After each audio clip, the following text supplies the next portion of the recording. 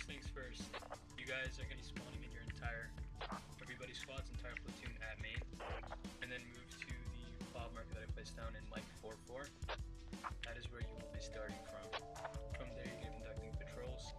More info to come as we approach lifetime. Lit.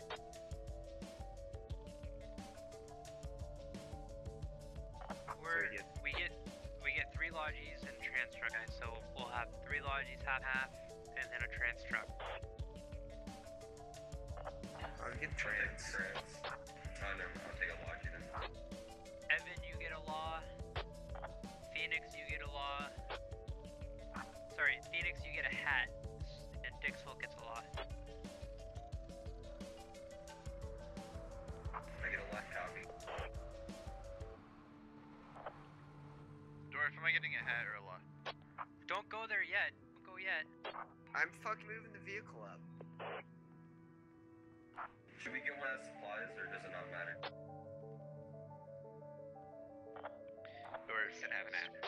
Does Phoenix take a hat or a law? Get a hat. Thank you. Be sure to put it on your head. Man, this is gonna be interesting.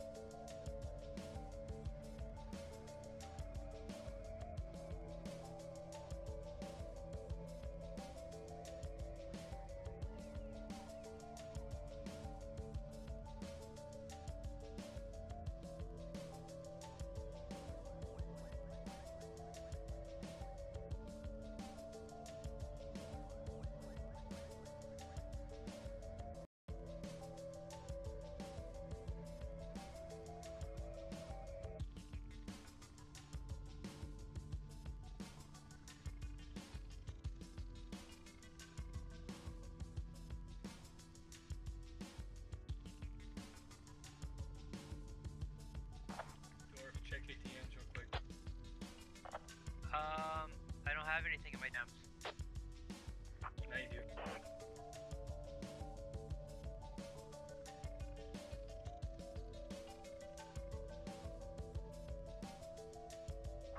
question. The additional loadouts is It's the same as what's on the original dock. okay. All right, hello everybody, and welcome to another Saturday Squad Ops One Life event. I'm your commentator for this evening's ShadowedRitual, joined today by TotalWarHQ. How's it going, Total War? Pretty good. How are you doing? It's his first time commentating. I'm doing great. First time commentating, guys, so be sure to let him have it in chat. But hopefully we'll get him comfortable, and then maybe we'll see him solo commentate. But until then, I'll be with him for Operation Silent Serpent. At its core, as you saw how useless the map was on screen, a Jinx op. That means these commands did not get their brief till what? Total like 15 minutes before the round starts, something like that? Yeah. It's something crazy, short amount of time for these guys to come up with a plan. But before we let you know what they're going to do, let's go ahead and go over these commands and what we think is going to happen. So for the British platoon, we have platoon lead Dorf with his squad lead Silas, Evan, Dixfolk, and Phoenix. For the Russian platoon, we have platoon lead Londarts with his squad lead Saloon, Okay. Vindication, Fu, and Clay J. So as far as platoon leads go, we got Dwarf and Londarts, both very seasoned commands. Should be a pretty close round. What do you think about these commands, Total? Yeah, I mean, Londarts is, as you said, a seasoned veteran of command. Dorf is also pretty good as well. I've actually SL'd under him 4 or 5 times. So it should be a really great matchup. Yeah, I'm hoping for it. As far as squad leads go, standouts, Phoenix, Fu, both really good. Pretty consistent across the board. No newcomers, looks like. I believe Vindication might be the newest person, and even at this point, he's nearing his 5-10 mark on his squad leading, I believe. Somebody can correct me if I'm wrong. How's it going, everybody? Mr. Usually said hey earlier. I didn't even say Flanky Frankie. How's it going, Dafter? Ready for some squad ops, one life action. So, let's go ahead and go over this operation, and we'll tell you what happens, what these guys are expected to do. I'm going to bring up the map for just a few seconds, or just a minute or two, so you see how useful it is. It is basically 2 giant arrows facing each other with a giant question mark in the middle on Gordock. That is just classic Jinx style operation map that Xbit will put up to let you know there's nothing to know. Go ahead and go over the British attacking. Listen in on Dwarf, make sure I'm not talking over him too. The Russian strength is estimated to be battalion in size. Intel and recent aerial recon show little vehicle activity in the area, which correlates Buzz on with my mic. strength in this Fix that. AO and the perceived need for reinforcements in other AOs. Setup summary as listed. British forces spawn at main, and they move all the full platoon to Mike 4-4 area before live. We are to place a fob. I'm going to lower him down just a little bit. Dorf is like halfway through the brief, and it might be a little bit confusing where he's at. So, I will go ahead and read this doc as was read to their commands. To the British command, I should say. The Goro area has become a stalemate as larger forces fight over for more strategically important objectives.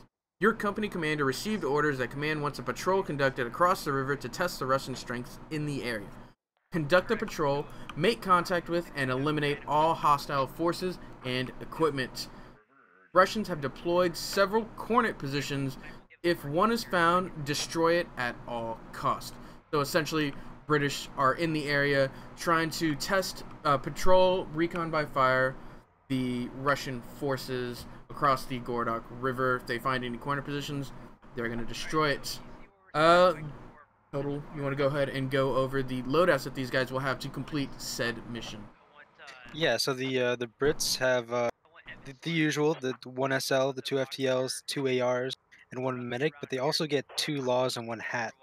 Now, especially on this map being a fairly wooded area, those RPGs are going to be really useful. Yeah, the frag rounds against the infantry. specifically are Yeah. just amazing.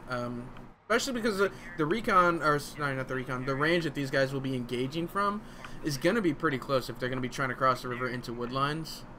But let's go ahead and read over what the Russians are going to have to do. It's going to be something similar. These guys don't know exactly what the other person both of these briefs were read, to their specific team, so they don't know what the attackers are doing, or the Russians don't actually know their defenders.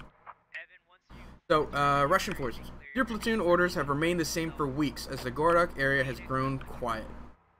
Your platoon has been rotating squads, manning an AT position in H2. Today is a rotation day. Take the balance of your squad to the position in H26, reinforce it with supplies, and perform morning patrols. So, Russian forces, they have their guard down. That's going to be huge. They don't know the British are actively searching for and attacking them. So they're moving into position to change out and relieve an AT position while doing morning patrols. Knowing the missions now, Russians are attacking Russians are defending, British are attacking. What is your opinions on this op as it's shaping up, Total? I mean, it's definitely going to be pretty interesting. I actually haven't played a Jinx op before. I've only heard of them. However, not knowing what they're doing until 30 minutes or even less before the op is going to be really interesting.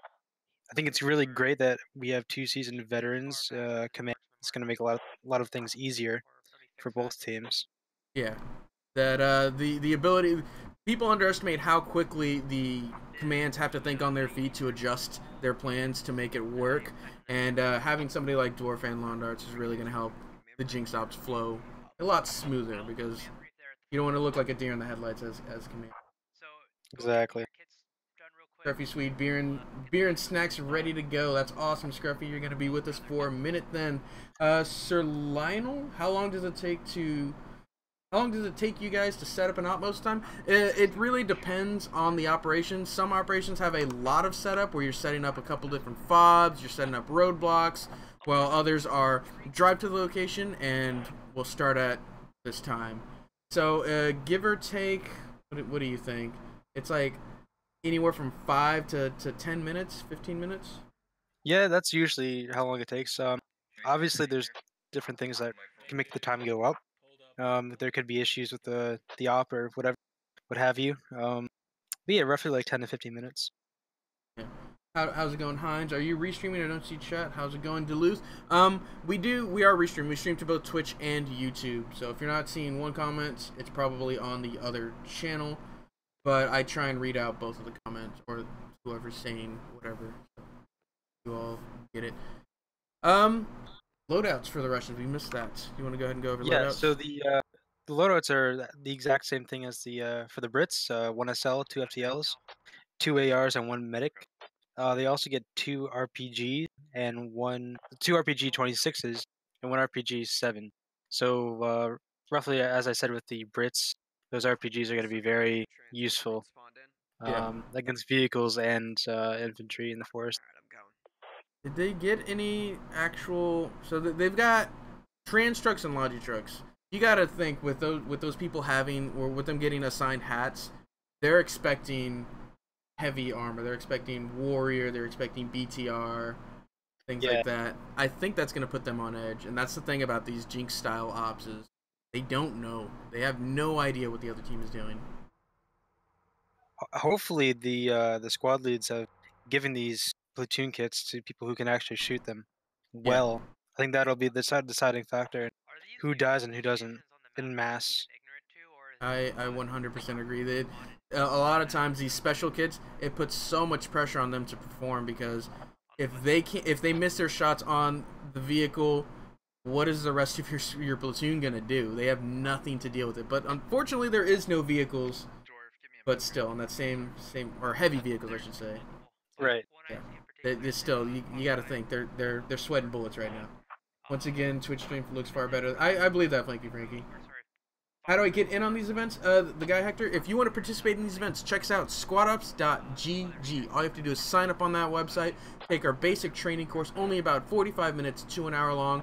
A lot of fun, and then you can participate in any and all of our Squad Ops One Life events that you want. We host them on Wednesdays, twice on Saturdays. We also host Friday postscriptum events, and they also Sunday, I think. There might be Sunday events every once in a while, but it's mostly Fridays. Yeah, every once in a while. And Hector, just so you know, I do SL and instruct those, so I hope to see you there. Oh, you're under the gun now, Hector. You have to show up. Total War is definitely one of our SOTT instructors, part of that team. And those courses are a lot of fun. And we don't just have our basic course. We have our advanced courses, our leadership courses, all kinds of things to just make you a better player in at least our ops. Maybe you transfer some of that over to the vanilla game, but that's up to you. Sir Lionel, it's great to see you again. Since basic this morning. Hope you can get into more ops soon. Waiting and I are ready to spawn in now. How can I be a spectator, Marco? To spectate, you have to actually, if you want to be in spectator cam, you have to participate in the event. The only spectators we have are our commentators and our, what's the word, event admin. Everybody else is commanding or SLing, and then the expert, who's mission design. So he's doing quality control. Zero Fox, this is Foxtrot 2. I'm gonna go ahead and turn them back up. Copy, Fox 2. Zero Fox, question. Are we required? You know, it's always interesting to see what marks that Londarts uses for his while he commands to mark things on the map. Are we required? Yeah. If you just open your map, you see probably 6 or 7 different markings, all mean different things. You can never know what's what until he tells you. It's pretty interesting. Londarts is his plans are always super intricate, but he's one of the more adaptable commands that I've seen. Some commands, they have their plan like set, they've got the picture, they've drawn on it, they've done marks, all of it, and then if it doesn't go to plan, they don't completely fall on their face, but you can definitely tell that they struggle when their plan doesn't come to fruition. But Londarts, I feel like he's very, very, very fluid with his plan. It's a style that I favor. Honestly. I like it. Yeah, I think he prepares for everything and anything, Yeah. which is what makes a great commander, I think. Well, delayed if you want. Now to prepare a bit of breakfast to enjoy the stream. Alright, we'll see you soon, Skelly. Let's just go. Yeah, it'll be delayed. Go ahead and brief. Okay. Looks like the Brits are getting their stuff together. Alright, yeah, let's get Yeah, looks like Brits are lining up for a platoon brief. We're going to have a delayed start. So to refresh everybody on what the mission is, British are patrolling east across the river looking for Russian forces. They know there's an AT gun in the area, so that is basically their main objective. Russian forces are reinforcing said AT position while also conducting patrols. It's gonna be we're gonna see a lot of quick firefights, I believe. It's gonna be a lot of moving from field to field as we see how just open Gordok can be, especially along this rivers. And I'm expecting a lot of like mid-range engagements that quickly taper off before an actual river crossing. We'll see though. Dwarf might just blitz it across the river. That is not unheard of. Now, one thing I do notice is that at the where the Russians are based right now, they can actually see. If they look hard enough, they can actually see the British position. I don't know if that was meant to be like that or. Really? Looking. Yeah. I see. Wow, At least, I didn't even realize they were view. so close. Yeah, no, I believe you. Like, I'm looking on the map now. I think these ARs are gonna be really like usually in ops. You know, you always usually get like an AR or two, and they can be helpful. But like, I think on this map it's gonna be really helpful because they're shooting in long range, with open field in front of them. So definitely keep those ARs alive. I've said it once before on stream, and I will say it again. Probably one of the best combos in our operations is an automatic rifleman and a squad lead with binoculars, or a fire team with binoculars. That combination of equipment is so powerful because we don't have our optics in operations. You don't have optics, and just being able to adjust an automatic rifle who is just bipoded down. It's a laser beam. It's crazy accurate and so powerful. Yeah. I think they're lining up for. They're doing individual squad briefs, it looks like. Oh, I'm on the wrong side. I'm on blue. I don't know why I was on red this entire time. Get out of here. Nobody This said is fine. anything. I was like, I can't hear them talking. Got it. Missed basically all of Dwarf's briefs. Sorry, folks. I don't know why it just didn't register that those guys were red and not blue. You know what? It's I blame Steel Division. To the IED mark. Or let me back. They'll set up there, screen All right. west. They don't see anything to their west, then they will push west and move up to around where the IED mark is there. The 3 IED marks put on the map indicate possible enemy locations, likely enemy strong point areas. So be on the lookout for that. Once again, the Cornet's dangerous weapon. So don't get yourself too bunched up. Keep your eyes open, and I hope everyone has fun. So good luck. Let's get ready. Just to clarify, I'm heading to J44, and then if we don't see anything direct west, we push west across the river. Yes, I'll be with you too. Chain Two, man. you are alive. Roger. We're live, boys. All right, we got the tail end of his plan. Hopefully, we can see what it is. Honestly, I missed a lot of it. We missed so much of it. It's probably, just looking at marks, is going to be a northern push across the bridge, pushing south at an east to west platoon line. We're live, so Just guesstimating, and these guys are live. Yeah, it looks like the Russians are going to be heading south across the river, possibly flanking from the southwest area.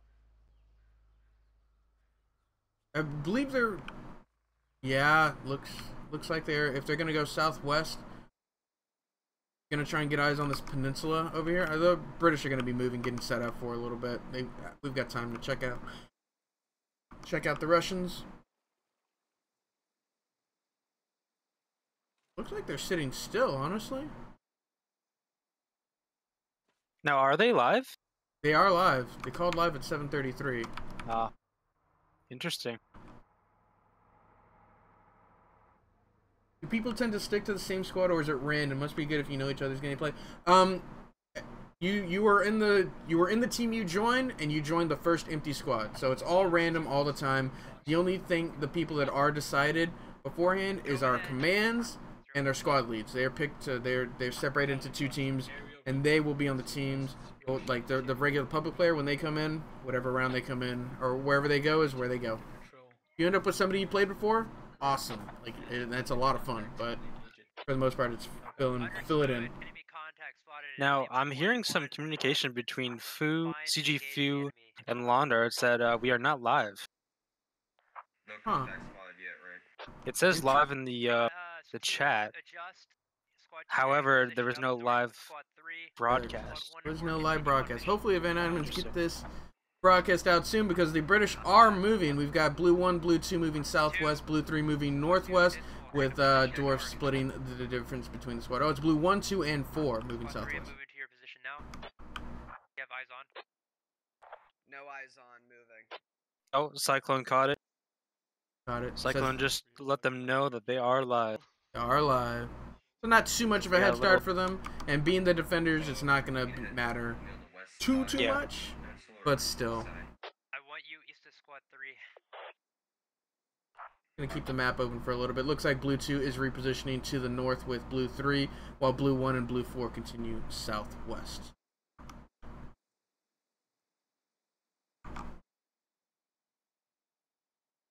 Rules of engagement. Try and get eyes on him first. I don't want you engaging unless you have to before Squad 2 gets up there.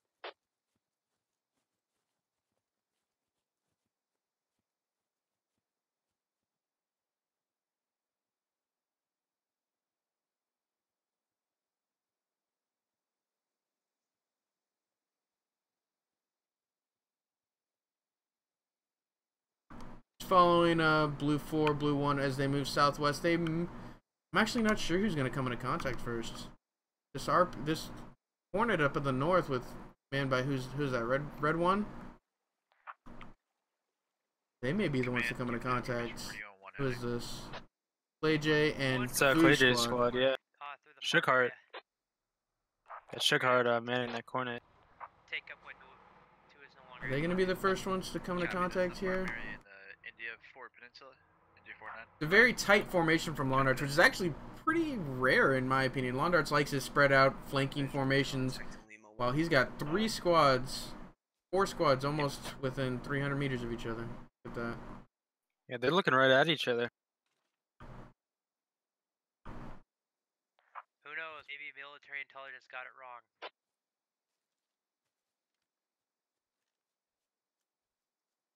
I feel like it's super oversaturated here for the Russians. There's just too many guys on these rocks in these sandbag bunkers. Spread them out.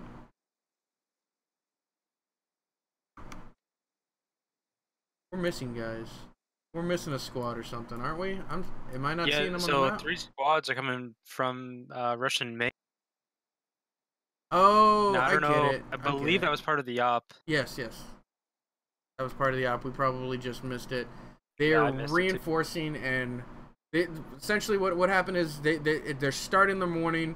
They're reinforcing this position with infantry, and then they're gonna start their morning patrols. They think all is quiet on the Western Front, essentially, while the British are right across the river. All right, 3. If you see nothing, you're gonna push west across the bridge, and 2 will take up your current position. Can't wait to get home from work tomorrow. I can play some squad and watch Game of Thrones. Awesome, Brent. I can't actually. I cannot wait for tomorrow for that reason. Clearly the UK are aggressors. Make a move from Russians. Have to respond to it. Yeah, British are the aggressors in this situation. Blue 1 going to Gonka. Doing the Gonka. Blue 1, Blue 4 going to move up from the southwest. Blue 3, Blue 2 from the north. Looking for a 2-pronged attack. I don't know if Blue 1's going to be able to pull out of that peninsula, though. I think if Blue 1 can cross, like now, or sooner than later. Yeah, like going direct west from their position. Yeah. They go west from this position, they will be able to push across. But I get the feeling Blue 1's going to get them all the way to the tip of the landmass and then try and cross there. He needs to move this way. Yeah, he needs to move west now, get across the river while it's safe. They are getting engaged. Blue 1 is Phoenix and Blue 4 is Silent. Yep. Looks like Blue 3 is getting engaged. No, not Blue. That Dwarf is getting engaged. Oh, Dwarf may go down here. He's in such a poor position. Oh, this is not good for him. He can't get caught in a crossfire. 4, be advised, 1's gonna be engaged. Alright, he knows he's pinned. He's not gonna move. Understood. What's up, Rugs? Shift west 2. Welcome everybody to a Squad Ops Saturday One Life event, Operation Silent Serpents, a Jinx style op. A lot of fun. These guys go in. They go in with maybe 30 minutes of planning tops, and they have no idea what the other team has as far as mission objective goes. They know what their assets are, but they don't know what their mission. Dwarf is 100% pinned, and now Blue 1 is being shot at from the same position. Guys on the rocks, that is Red 2, led by Fu. It looks like Thor went down on our blue team. The Russians have actually lost 3. Alpha Guido, Loopy Booger, and someone else. I see. It's Blue 1 actually getting these frags, I believe. Let me double check that just to be sure. Oh, that's not Blue 1. Who's actually, let me. kills? Alpha Guido is not down. No, those are guys who respawn. Yeah, those are just respawns. Yeah. All good. Long range engagements so far. Blue 1 is caught out in the open. Only thing in between them and contact is a stone wall. And this is what I pictured happening. Blue team, attacker team being caught out in the open. Their chances of moving out from this is very slim. See if they can make it. They're going to have to use a lot of their smokes if they want to get out of this position. And these engagement ranges are so far though, they may be able to break contact and move south. What do you think? This is a 600 meter engagement? Yeah, at least 400. The fact that the red team, Russian team, isn't putting down contact south of Phoenix could mean that they might cross pretty soon. I would cross if I were Phoenix. I would too, yeah. Getting across west right here would be key to them, because then it gives them access to a little farmhouse just south of the objective, and they can even swing as far as industrial if they really needed to. Seems their Phoenix's team is or squad is pretty content, just laying down fire here right now. Alright, boys, we're gonna try to move up. Hey, Dwarf, Let's try to move up a bit. 200. Getting my guys across. Me and you So go it looks like first. red I mean, you get 3 is 10 moving meters of, southwest. difference. Alright, go ahead. Probably going to be heading to the industrial area. I agree. Keep her low. Red 3 moving along that road southwest. Correct. Blue 1 is actually pushing up this stone wall. They're pushing the Russians across the river.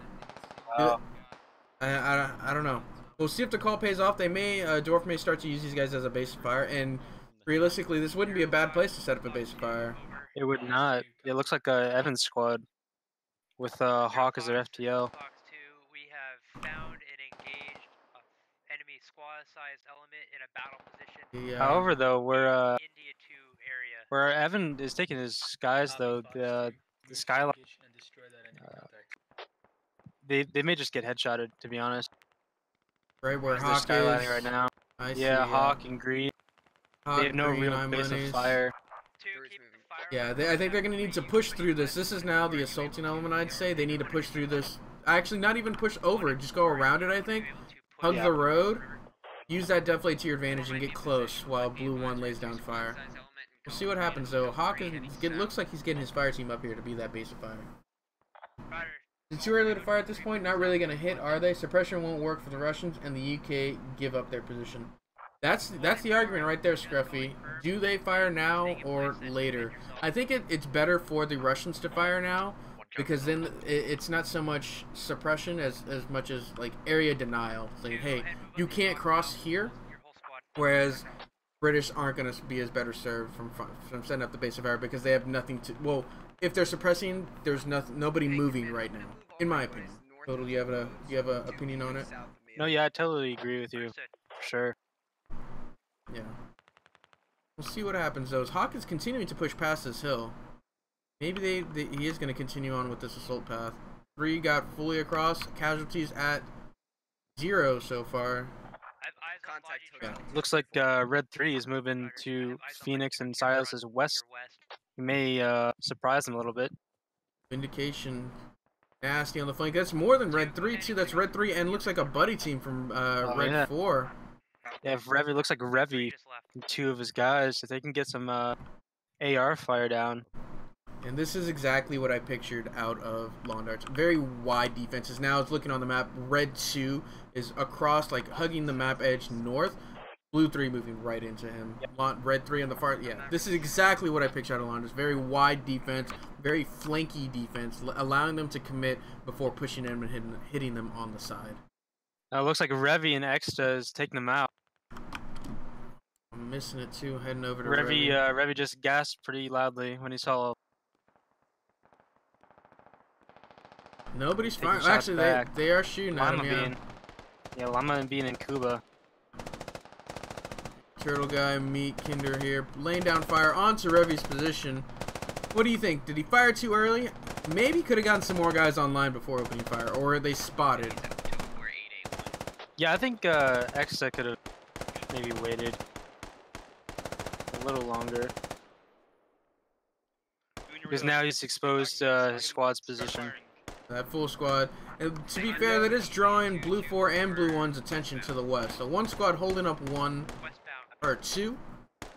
That may pay off for them as up in the north we got Blue 3 and Blue 2 about to come into contact while Blue 2 cross, or Blue 3, Red 2 while Blue 2 crosses.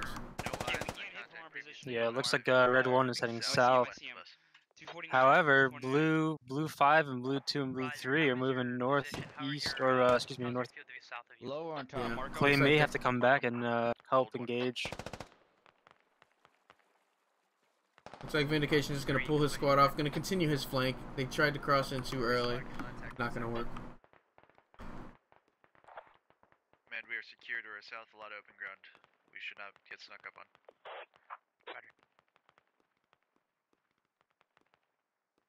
Seen where Lawn is, miles away from contact? I believe it. Lawn Darts is probably, I want to, not even seen him on the map, probably an industrial. Where's he at? Yeah, he was on the hill Yep, there Near he is. industrial. Near Yeah. industrial. That's Now- lawn darts in a nutshell right there.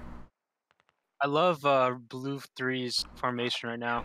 They are getting a little come together, as I just said that, but previously they were pretty spread out in a straight line. Looking at Took Blue out 2 3's guys, position. I believe. Nice, yeah. They looks like they clumped up a little bit, but the idea of their formation, classic line formation, moving Yeah. west. Thank Looks you, like, Todd and SOTT folks. Take it. Looks like Razor and Nova on red team might ambush them on the north side here. They're firing E-Fang, Seared Chest, and Seethers laying fire onto that hill. Actually, a really nice spot. Razor, It is. like it.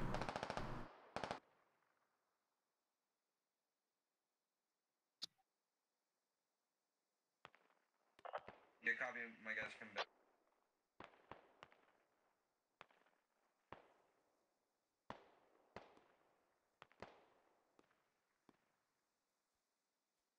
Pretty slow round, honestly, for a Jinx round, or for a Jinx op. Usually, action happened pretty soon. The movement is slow, I should say. Yeah. There's been firing for several minutes now, almost constant. But in that time, they've moved maybe 300 meters. The red team, I would say, is doing their job. Still no casualties on either side. Just a lot of ammo expended as Seethers and his fire team push up. Pushing Razor out of this hill.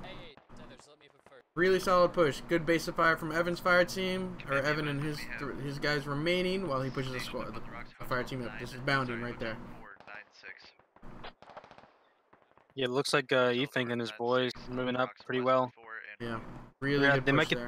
get they might get Stalker and Loopy. Oh, they are. Yeah, look here on the left of them as they push up. They're coming up into a perfect little flank. Now, it sounds like they're going to lead with... They think there's somebody on the other side of this hill. They're going to lead with frags. Better safe than sorry. Use it before you lose it. And they're going to push across. No problems. But that may give away their position to Loopy and Stalker. Massive sandbag pile. Damn, bush rookie. Directly Yeah, west I of have me. eyes on the same thing. Okay.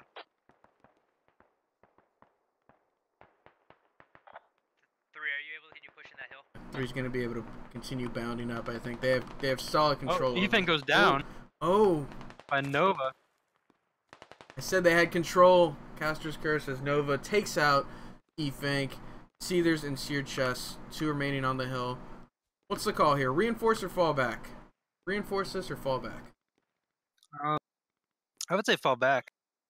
If anything, I think Evan should have been pushing up his guys while they flanked. Yeah, just stop this bound and then bound up the rest of your squad. Taking Yeah. that hill was really nice. I agree, Scruffy. That was a very nice push onto the hill. Unfortunately, it looks like they overextended. Razor and Nova managed to get in a position to fire onto the hill they had just vacated, and they paid for it.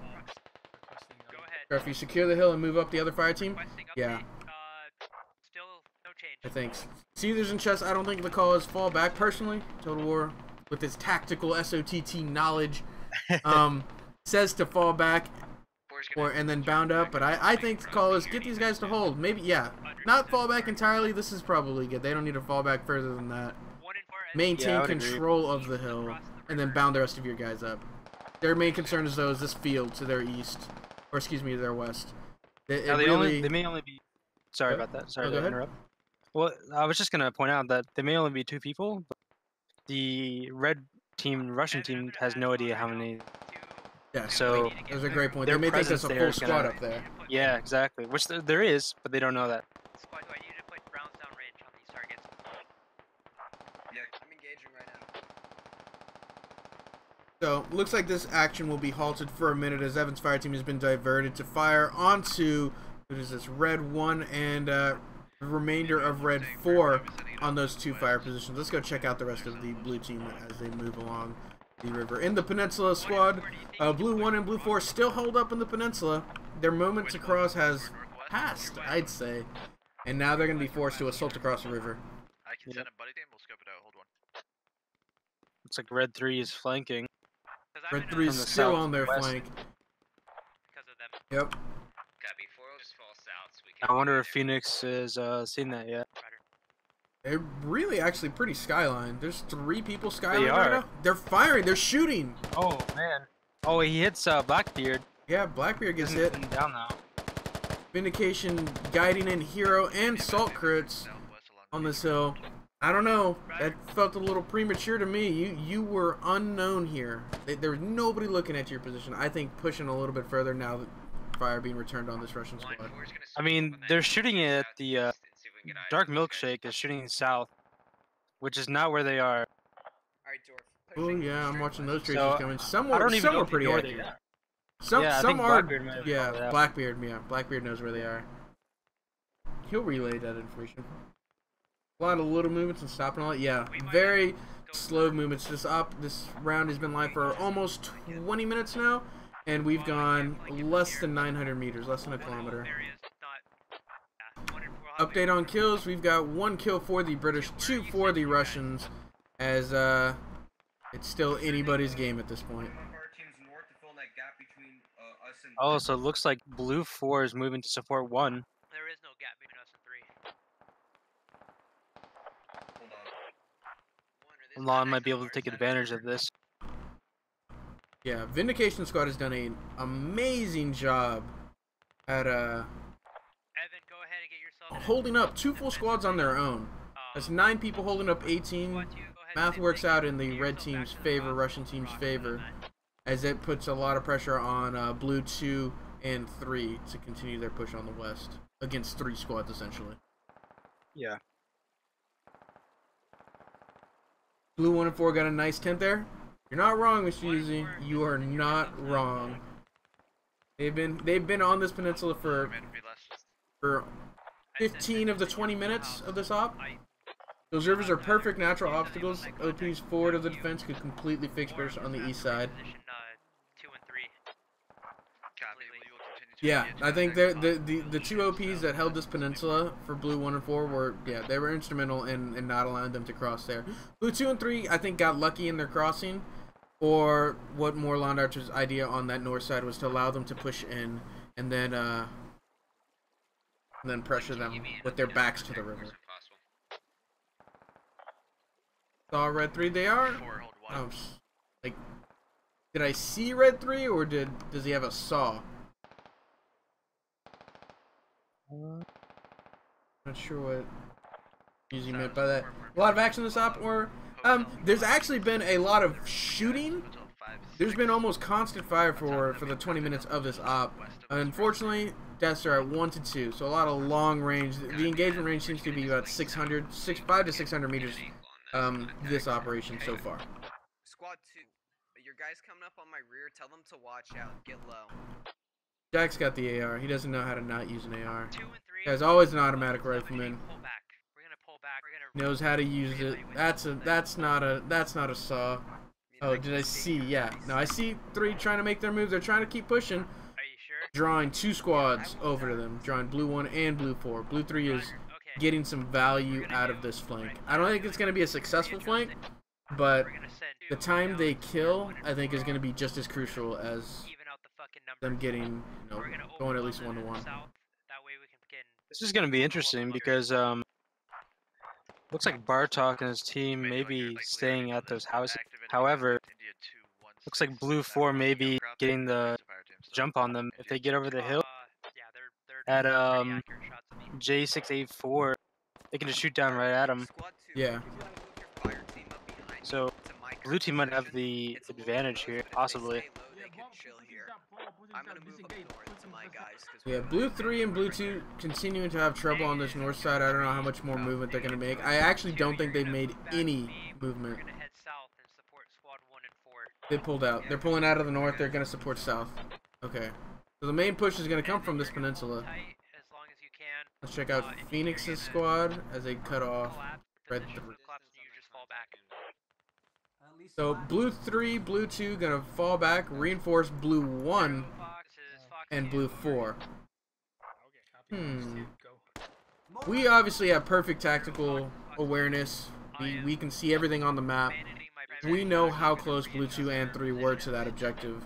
Whereas Blue 1 and 4, not so much. They're working off the information they got, and they feel like they are being pressured from the south so much they need to pull their entire platoon back to deal with Squad 3 essentially. We're gonna take out That's the right, context right? that's, Yeah. Blue 3 is pulling an entire platoon towards them. Squad 1 and 4. Monkeys. Looks like Overwhelm them, and Hero they're gonna make a push onto he may the, eventually have squad a. position. Oh, I don't know. Copy, He fucker. may have a Make good sure. look at them. He has a AR. Hero is very famous for his AR skills. Definitely a madman with that AR. On this hill. We're gonna set up a screen in the woods around Juliet 6. Ryder, we're Is it time for a rethink? Sounds like it. That's what Dwarf's doing. He's having a little rethink. North is all low ground and it's easily engaged from these hilltops. Where I'm at right now is heavily suppressed. Ryder, so we'll come into your east. Now it looks like red team, Russian team, sees blue 4 and is shooting at them. One, how's your position? It's a great spot. Looks like by Mr. Wilbur Continuing to engage targets at on blue range. team, or excuse me, red team. Last 5 minutes. Bird's eye view and all the UK should have taken the hill, pushed on in the north, focusing the Russians to defend. Now the Russians are dictating the pace. I agree. That push on the north here with blue 3, I think was their best chance. After not crossing when blue 1 and 4 had that opportunity. But again, we have perfect tactical awareness. We know what's going on here. It looks like Serpent Hombre. Sorry to interrupt, but Bartok and his team may get flanked from behind them. I can see all their sandbags, but if I Yep. Blue 4 is coming up right behind red 3. What was that? Could get interesting. A weird RPG shot. So King and Metis and Turtle Guy may get the flank on blue or red 3 here, followed by the entirety of blue 4. This is good. This is where rear security and 360 security, which by the way we teach in SOT, comes in handy. Look on the map.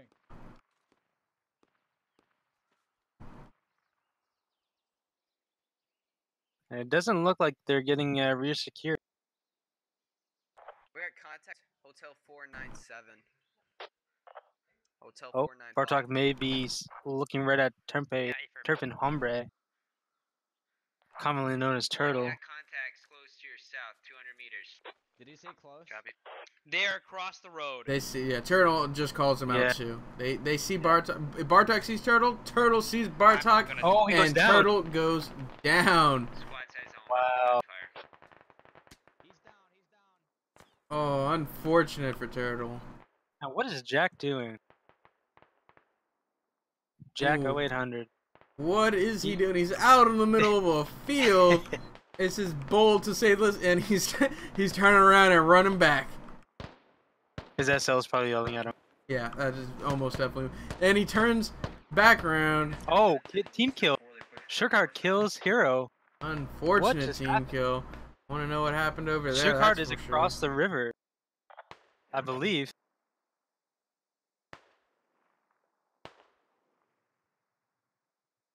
We're gonna have some movement here as Squad 1, Was that last 2, or Blue 1 and Blue 2 trying to reinforce Blue 3, or excuse me, Blue 4, while Blue 3 didn't even fall back. They're still on that edge of the map. Interesting. 2, just push straight south where we are now. Rip Turtle. We're not allowed to resupply with the lodges, correct?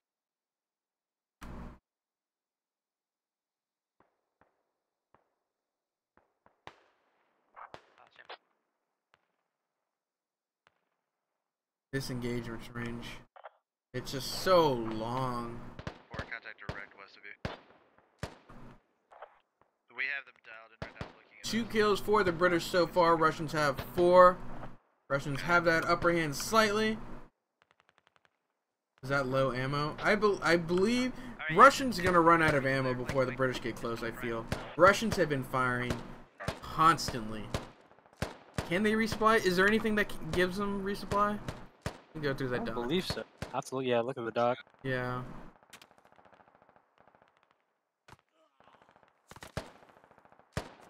Ooh, Zeke goes down to fire as Blue 4 finally gets into position.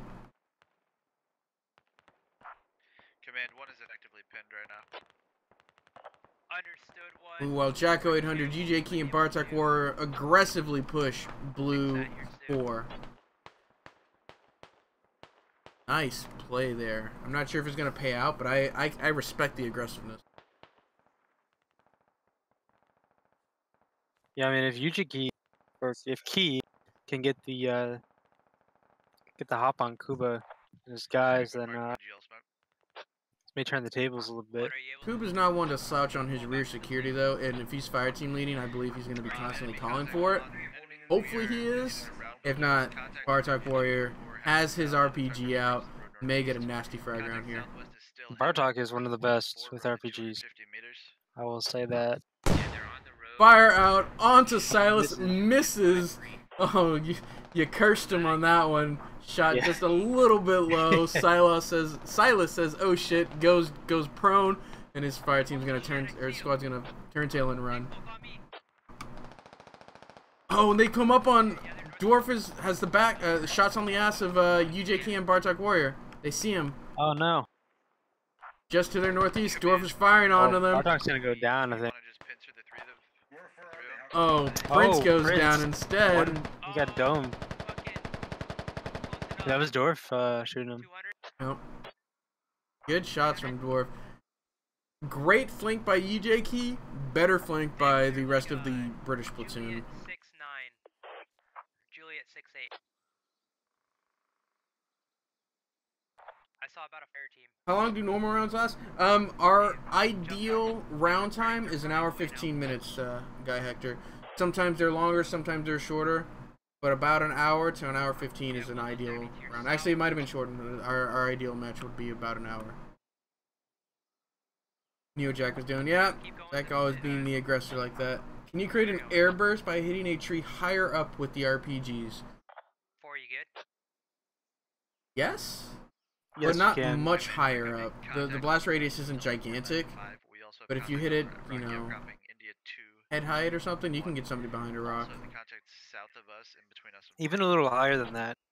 I don't know if it's the mod or if it's the game itself. Interesting. You can do that. Know that. So Blue 3, update on everybody's position. Let's go from bottom to south to north. Blue 4 looks like they're trying to get the flank on Blue 3. Blue 2 reinforcing Blue 4. Blue 1 holding position because they've been pinned down since forever. Red 3 on the south being flanked by Red 4. Red 1 watching east pinning down Blue 1, while Blue 2 and Blue 1 are continuing to pin down Blue 3 in the north. 3 casualty count. So very, very tight defense by Londarts, except for his flanking element of Red 3. And everything is pretty even as far as strategic placements of the squads, movement, and kills in general. Yeah, 5 kills for the British, 4 for the Russians. Basically an even game. Yeah. I don't know. I think it's a full squad. Hawk isn't descriptive. Blue 1 doesn't want to give up their tent. I mean, I can't argue that point. Honestly, I think they've had some position. They've had both opportunities to push and fall back. The windows, they just aren't being spotted, honestly, and it's tough because of the situation they're in. They're constantly being shot out. These buildings are just wood, so they are pinned by almost any caliber rifle. And if they push north, open field. They push northwest, open field. They push west, rivers. They push south. Like their directions are very limited, and they don't want to clump up with the rest of the platoon. What would you do if you were a Blue 1 here? Blue 1. I would. I'm actually not looking at Blue 1. Hold on. Guys in the peninsula here, pinned down for a majority of this round, I'd say. I would say probably hold that position. Hold the position? If you move, yeah, because if you looks like they already got 2 squads going after Red 3. I think if if Blue 1 can maybe push north and keep putting fire down near where the Red team's lodges are, maybe the northern element can finally start pushing west. That suppressing fire from Blue 1 may be very important. Some of the chat are saying head southeast, some are saying head north.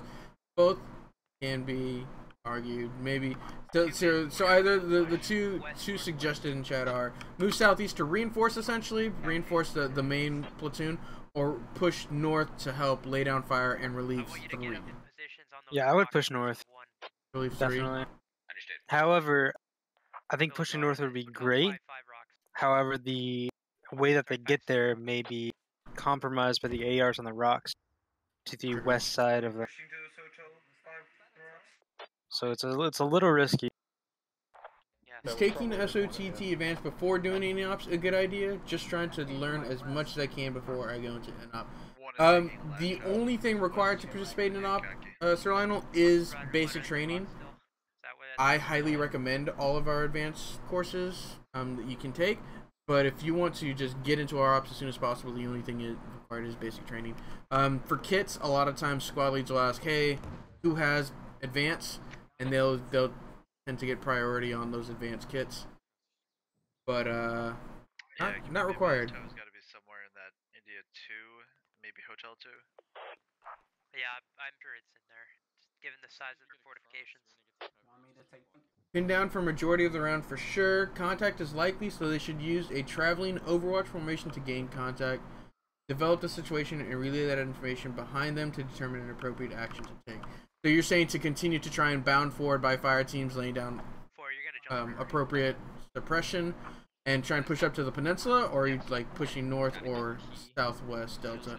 I think the call might be southwest. Try and cross this river. This is still not a bad point to cross. West for blue 1. Easy risk it for the biscuit. Stay flanky, Frankie. Stay there and bleed the ARs dry. That's another option. If they have no ammo, how can they suppress you? Very true. We need to get this. We need to speed this up. Copy that. I'm telling these guys to keep moving. Red 3 is just falling back. They don't want any more of the fight. They've done their job. Kills are exactly even. Just using too many angles to bound. I mean, you're not wrong. There's a lot of angles, but I feel like, especially in these open grounds, it's predictable angles. They're going to go for the rocks. They're going to go for clumps of trees. They're going to go for things that the way I like to think of suppression is shoot at, look at places you would shoot you would shoot you from, and then fire there because there might be somebody there. Like, what are the best angles to kill you from, and then suppress there? I feel like that's pretty easy to remember, or to visualize. Yeah, I agree with that. Now Lawn Darts just, Clay J, on the Russian side just called out for Red 3 that they were being followed. So Lawn Darts knows Red 3 is being followed. Yeah, by 2 squads. Accurate call, as Blue 4 and Blue 2 are in pursuit with command. Well, they got 100% of the platoon fixed from the start, no ability to maneuver squads. You're right. I think they could have utilized bounding a little bit better at the start, and because there were full squads who got pinned down, rather than a fire team or a buddy team who got pinned down. That's a good call, Delta. Can they head south and then swing around them, leave a squad to distract? I don't hate that idea. That's not a bad idea, but that would require one to peek out, I think, and then allow Blue 4 and Blue 2 to maneuver. One needs to peek out and lay down some fire. Blue 3 has moved some, but not enough to go back down there, because Cuba is in the lead of this platoon as they finally made their river crossing. British are across the river. That's a major obstacle, honestly, and it may change things. For sure, yeah. Looks like Blue 4 is crossing. Yep, Blue 4 However, is Red across. 3 is focused on Blue 2. Maybe Blue 4 can get the flank on. Cuba is in the lead, and he is spotted. Gets shot up by Bartok Warrior. May go down here. He'll be okay. And he's got a medic here. They're more northwest. CG Fu just called out 2 squads as well, moving south. Good callouts by Red Team. Russians have very good communication. I haven't been impressed with British communication, but I haven't been disappointed either. Like they have constant enough suppression that, or excuse me, communication that I feel like everybody's in the know, but I don't think they're being as accurate as they could be. Yeah. Agreed. I mean, I wouldn't know, but it seems like they haven't by their movements. The Dwarf has a great position on the hill overlooking Red 3. Oh, 4 is just completely suppressed now. They clumped up. Hamdog goes down. They clumped up. There's 4 of them in the same position. An RPG can take these guys all out. They're not moving. Oh, they all came to the medic. That's why the machine gun hugs is machine gunning them out as he's healing everybody up and they're spreading out. Now, how many RPGs does the RPG person get? Is it 2? I believe it's 2, but Pony does tweak with the ammo sometimes, so it could be 1, it could be 2. I think it's 2 though. So Bartok already shot his second shot and missed again. So if there's a fire team lead though, he can resupply a little bit. Okay, that is true. Good to go. Might not be a bad idea in these events to designate a fire team as recon element that moves far forward of the main body to help the platoon leader build situational awareness. That is definitely that's not a bad idea, Delta, and that is something that would be determined by the platoon lead if he decides to use it like that. At this point in squad, I don't know if it's viable enough because having a recon element would, I mean, I guess a recon element of like a buddy team would be good, but having like a sizable recon element forward just detracts so much from the actual platoon's power, having to devote so many men. But once we get to those 50v50 servers, I'd 100% send out a 5-man buddy team or 5-man fire team to be recon ahead of the platoon. That seems way more viable. But right now, with only, what is it, 35 or something like that? Yeah. There's just not enough men to go around. It's like the worst place, Mr. Uzi. Yeah, I agree. As Silas goes down here, that's a squad lead down. Speaking of a squad lead down, let's take a look at how the command structure is doing. For the British, they've still got the command dwarf. Kuba is a competent squad or fire team lead, and he should be okay, I think. Evan Esme is original squad lead, Dix Folk original squad lead, and Phoenix original squad lead. For the Russians, Londart's original squad lead, Saloon original, Vindication original, Fu original. So command structure is actually pretty well intact, I'd say. Hotel 495 on the rocks direct north of you. Hotel 495. Yeah, I would say so too. I think these squad leads tend to hang back a little. They're learning. That could be a big reason as well. Yeah, they are learning. Yeah. They're learning. Some squad leads still excel at being in the front, but it works out more often than it should, I tell you. When are they getting 50v50? It was promised in the Kickstarters how long ago they announced it. I'm not sure exactly though. Hopefully it's something they're working on eventually. I don't know what their priorities are for these next patches. V13 or something though. So Kuba is gonna get his guys moving. 2, you heard him. Wait, can you repeat? Hey, don't be on top of me, Mutus, just in case I take fire. falling back. I'm gonna tell you I'm gonna be moving across your south side awesome. there. Where's sounds good. Fire coming from? Dix, I need you to suppress the targets to your northwest. Or your north on those rocks. Now it sounds like Lon is sending Saloon and his guys down south to support 3 and 1. Yeah, there's Red 3. Falls back. I feel like they're drawing them into a trap. That's the idea for these guys. Alright, I see a whole squad running away. Yeah, I don't necessarily agree with Lon's call, to be honest. Because they still have forces in the north. And Phoenix could potentially cross. I don't know. I was thinking that he could cross north now, but I don't think that's viable anymore. I'm sure it's out. I'm gonna go check out some other squads. I've been following Blue 4 for a minute. Let's go check out all the other platoons. Give you an eye of what they're seeing. Looks like Blue 2 is gonna be the base of fire for Blue 4, allowing them to push. We'll see if they cross eventually. Getting pinned down currently. 6 volt may go down here. Fuck it down. I don't know. They're north of us. No, he'll be okay. Okay. Blue 1 has actually moved up. They packed up their 10 and they've moved 100 meters northwest. As Phoenix gets shot at almost immediately as he peaks this hilltop. They've been north of you like this whole time. Squad 1, you got contact H367. We have just been smoked, they're no oppose. 1 AR, I believe. Copy. Oh, I thought it was 2 squads crossing the south. There was only 1. Yeah, only Blue 4 managed to cross. Blue 2 didn't even try. Hold you off. They're just pushing fucking north.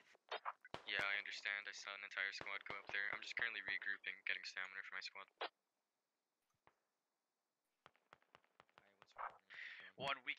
Command, we cannot cross north. It's totally impossible. We can make an more attempt to seconds, cross I'm good. west, or we can regroup with the remnants of Squad 3 to our northeast. Regroup with 3. Copy. 1, given an assessment of his situation, Dwarf wants him to cross the river north and try and, northwest and try and push those hills. Phoenix says that's impossible. It's not gonna happen.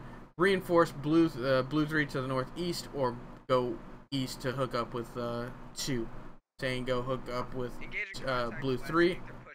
See what happens. The guys in the north, Evan and his squad is taking 5. Stalker and someone else goes down on the red team. Update on kills: 8 for the British, 7 for the Russians. Still an even game. As the counterfrags come in for the Russians, looks like. Oh, they ceded this hill back to Razor, Nova, and Fu. Unfortunate. Razor does go down. No, Nova goes down to iMoney's. Command, where do you need 4? I need you pushing fucking hard north. North. Copy. These dudes got to be low on ammo. I believe it, Delta. Specifically the automatic riflemen. Those automatic riflemen have...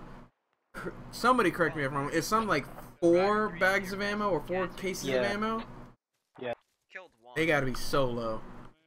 We're trying to suppress them, but they got great eyes on us, and they're just keeping our heads down.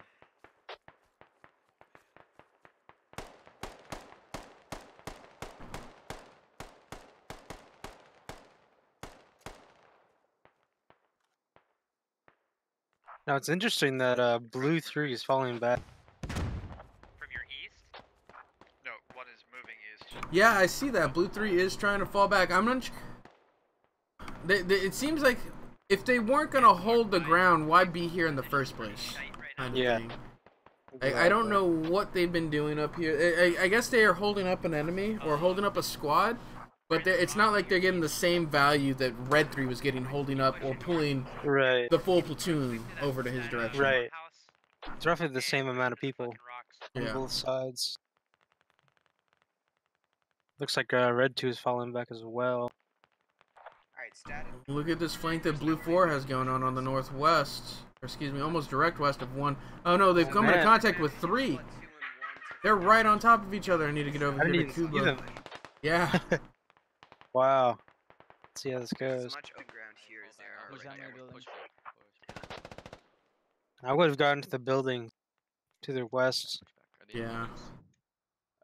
No, Cuba thinks they're in the buildings. MMGs, those with 4 boxes. Regroup and Spearhead, that might be the call. It's still really even. British kills actually have the upper hand of 2 kills now, the first time for this round. 9 kills, not saying it's a big upper hand. 9 kills to 7. Regroup and Spearhead. The thing is, the British need to be the ones to spearhead. They're the ones on offense. Where do they spearhead? They don't... They're really spread out at this point. About 300 meters between each squad. Where do they push? I think 2 reinforces 4 and push from there, with 1 and 3 from the east. Oh wow, they are Blue 4's going down. They're getting destroyed here as 2 go down in quick succession. Big Rago, I think, was the one who had the frags. Big Rago's the one who has the angle. Maybe Nuclear Twister. Looks like Vindication might be. Okay, we're to smoke. We got Frag rounds, or excuse me, Grenadier rounds. Grenadier smokes out on the lime beans, marking his position. They need to move. That Grenadier knows how to aim that now. He can switch to HE and start mowing them down as Kingen goes down. Blue 4 is down to 2. That took all of no time, as kills are now 9 to 10 favoring Russians. Just like that, too. In a matter of seconds.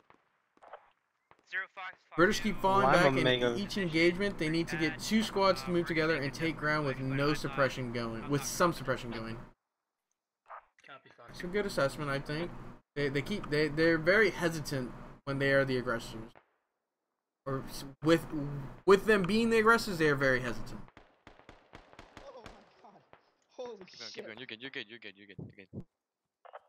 4 is disengaging. We lost 3. We're now 2 effective. 4 is down from 5 to 2. That base of fire of Blue 2 is going to be... Blue 1's made some good movement. Actually. Blue 1's across the river now. To your north or in those buildings. Wow. The issue is they have their whole setup at H133. They have contact close west to me, maybe 300 meters. See, they maybe across the river, but they had to go back east to do it. Yeah. Which we're literally just gonna have to smoke it. doesn't really help when you need to push west. But I understand they needed to get out. If you stay on cross, push up that peninsula. Yep, that's what I was planning to do. This has been a very wide op. Considering the AO is only about, what, 4 grid squares? No. Exactly. Way more than that. About 9 grid squares. 9 to 12 grid squares. The engagement rate has been just so long, and the platoons have been spread out over hundreds of meters. I believe it's been an hour since this stream started.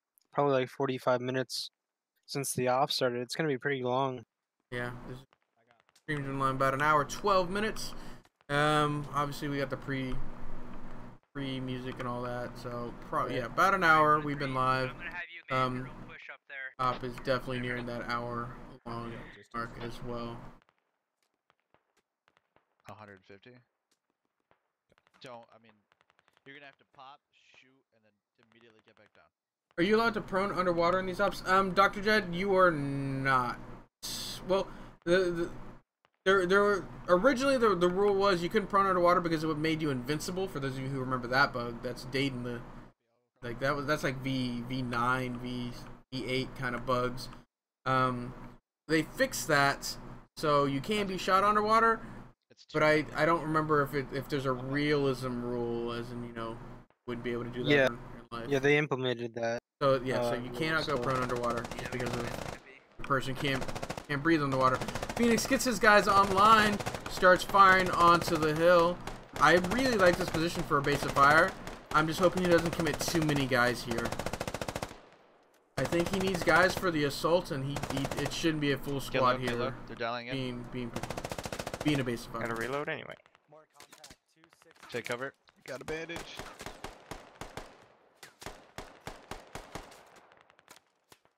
Ooh, I'm good. I really like the British rifles. What are they called? Do you know? Boy, those shots are coming right at this door. British rifles are just they're satisfying. I have no idea.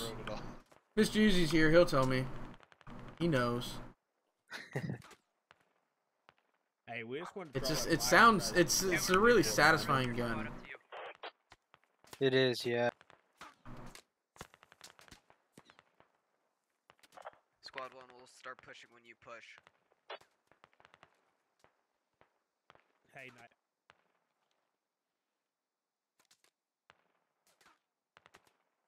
Sort of checking out each person's position. Blue 3 says they're gonna push when Blue 1 pushes. L8 5 Mark 2. Command, go ahead. Nice, nice. Trying to get a hold of you. I have not heard him. Bree, go ahead. AKA SA80. Interesting. I think it's a good gun, and then the fact that each person has that little pistol grip. For those of you who don't know, every person in the British Army has a bipod. They have a little pistol bipod here. You see, it actually drops down. You guys, restock Friday. Pretty valuable when you get time to get set up. Whoever needs it, really. One, I need you to push in conjunction with Squad 3. What have you got? Restock? Or resupplied? This is an overall push across the line. I'm going. All push it.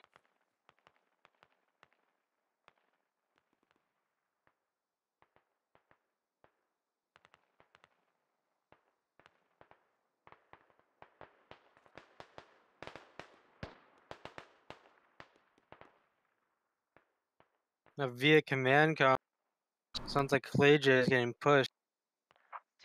Yeah, Dorf is calling for Red 1. an overall push. He is completed all of his flanks as far as he can tell. He's gotten guys across the river. Oh, I didn't even see Blue 2 getting pushed here so hard. Yeah, I didn't either. They were pushing 4 in looks the like middle. they're gonna go down. Dixfold They run into very aggressive here.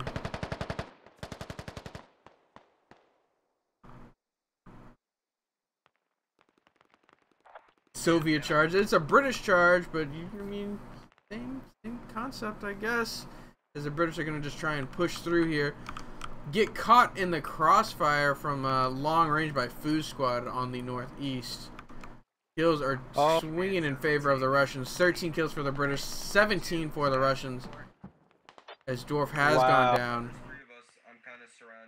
If you look at Red 3, Hold your spot and kill them. it's Lima, Kuba versus Key. Vindication came behind them and flanked them. Dave, I'm already on the way. They're already on the way. Looks like he took out a majority of them. Who's remaining from the blue team over there? Yeah, Vindication came up and cleared out the two guys from it's not Kuba's squad. Kuba was in it. Silas's squad. Silas, yeah.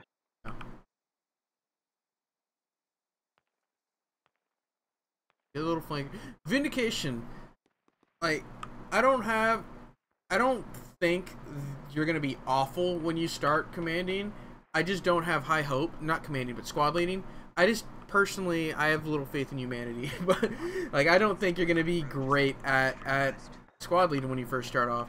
Vindication has been pretty rock solid from the beginning. It seems to be he's always on those flanks. And so it just allows him to move more and do more with his squad. But I always feel like he's really solid on the flank. Like he doesn't get caught out often. If he does, he saves majority of his squad. He can pull back when necessary. Like I'm always really pleased with Vindication's flanks. And it's probably not just him. It is definitely like part Londar's, part whoever he's under. But Vindication is very, very solid squad lead in my opinion. Yeah, I would agree. Longshot Silver's just being dialed in by this red team. He's not getting out of this. I'm dead. We're just gonna. I'm dead. I'm dead. Chanting he's dead. He knows he's on stream. He knows he's the only one here. We're watching. He knows there's people watching.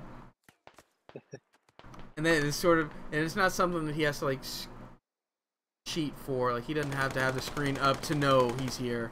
That people watch him. He has to know his squad's watching him. There are people dead that are watching. Come on. He's just going for it.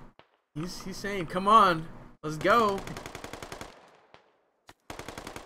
When you're firing full auto like that, and he finally gets domed. Yeah. Looking forward to launch plan. Yeah, when we switch team, we'll hear launch plan. We will be staying on the British team for both rounds. Majority of the push. The south flank is now cleared up for the Russians. Now it all comes down to Phoenix and Evan SMA's squad. Phoenix still sitting back, laying down a base of fire. There's just nobody to move under said base of fire. Maybe that'll draw enough aggro for us to push west. I'm down to 2.5 mags. Copy. I found a good. Phoenix says he is down to 2.5 mags. That's a squad lead. So to give you just to guesstimate how much everybody else has, Phoenix has 2.5 mags. He is a squad lead, which means he spends 75 to 90% of the game with his binoculars out. Now imagine somebody who has their gun out the entire time, who's the automatic rifleman or the rifleman who's just hold to fire. these guys have to be all on red mags. Like it's crazy. I'm surprised they're still shooting. Reloading. He did the queen proud, right? Long Song Silver. He tried his best. Couldn't take on the Russian army. Yeah, I heard. Red seemed to be in the driving seat all round. We're gonna pick a new angle here. What do you think about that, Total? I mean, yeah, I mean, they're defending. They have the advantage in most every. I'm kind of surprised that the blue team has actually been able to push this much. Yeah. I think the 3 red team, I think them pushing southeast was kind of in their favor because it split up blue team's group pretty well, the platoon. And now it seems like it's worked out for them because they've completely destroyed them. Kills are definitely spreading out. 14 kills for the British, 20 kills for the Russians, 6 kill difference. Yeah, I think blue 3. I agree with you, Z. Red seems to have been in the driver's seat this entire round. They've really dictated how and where the British can move. Push is going. And that push from Vindication on the southeast, definitely key to that. As Evan SMA squad is just starting to get torn apart. I just saw 2 deaths pop up. Yeah, Evan went down. As they are caught. Full platoon or full squad caught out in this hilltop. Skyline. Yeah, not 100%. good. Bet these would go better if they added 1 medic revive per person. That would encourage more aggression, perhaps.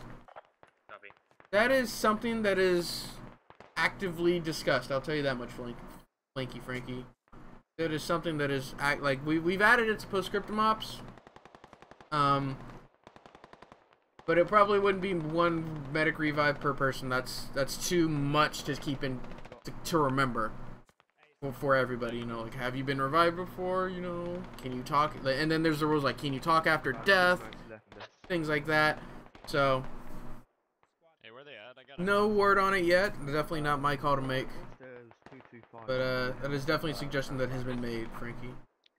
HQ be advised, one's gonna move north. Should have adjusted the plan sooner. I don't think blue maneuvered as well as they could have. There were definitely 2 squads, blue 1 and blue 4, I want to say, who were in this peninsula for several minutes, at least 20 to 30. Blue 3 was caught up in the north for a long period of time. The only one I felt that made some really good movements was it blue 4? It might have been blue. Whoever actually made it across the river. Was that was blue 4. Yeah, they made it across the river in the south. Yeah, exactly. And Phoenix went across the river. That was towards on the east north side. I think blue 4 was the only one who made any like actively good. Like, they made it as close as they could have, and I think they had the best push so far. It's still not out of control for the British. It's only a 7 kill difference, 14 kills to 21. About a squad. It can turn in a heartbeat, but it seems like the Red are in control.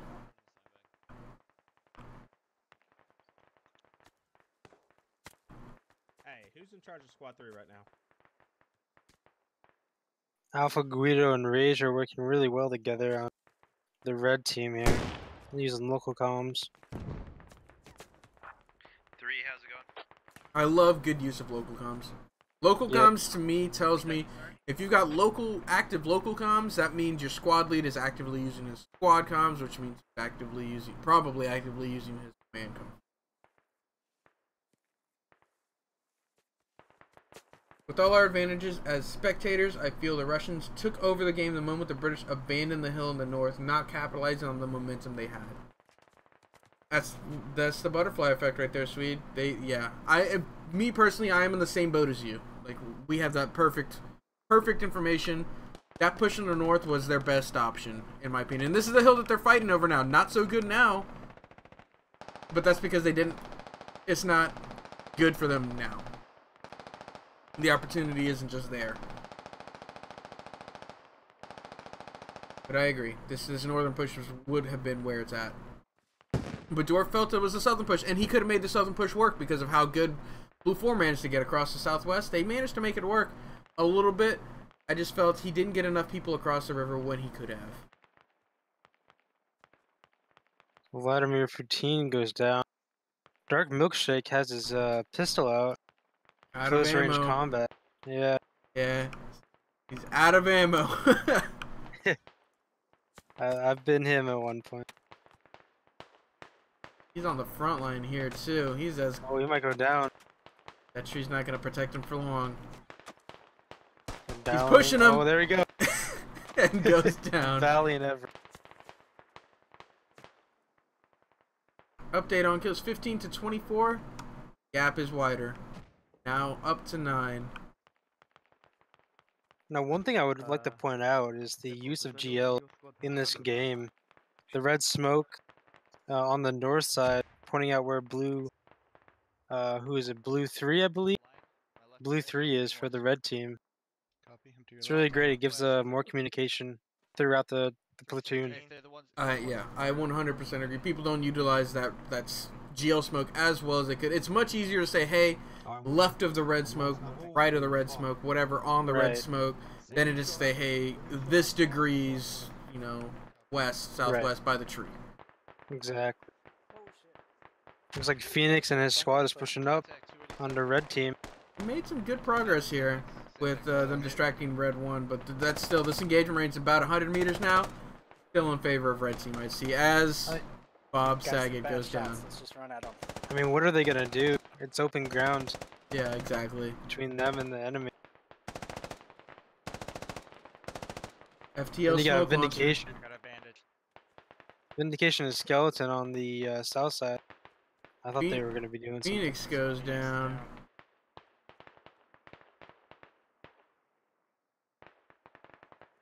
It's open ground. Oh, this is gonna be rough for the blue team. They're starting to get, I don't get shot, get shot. Your name is cursed.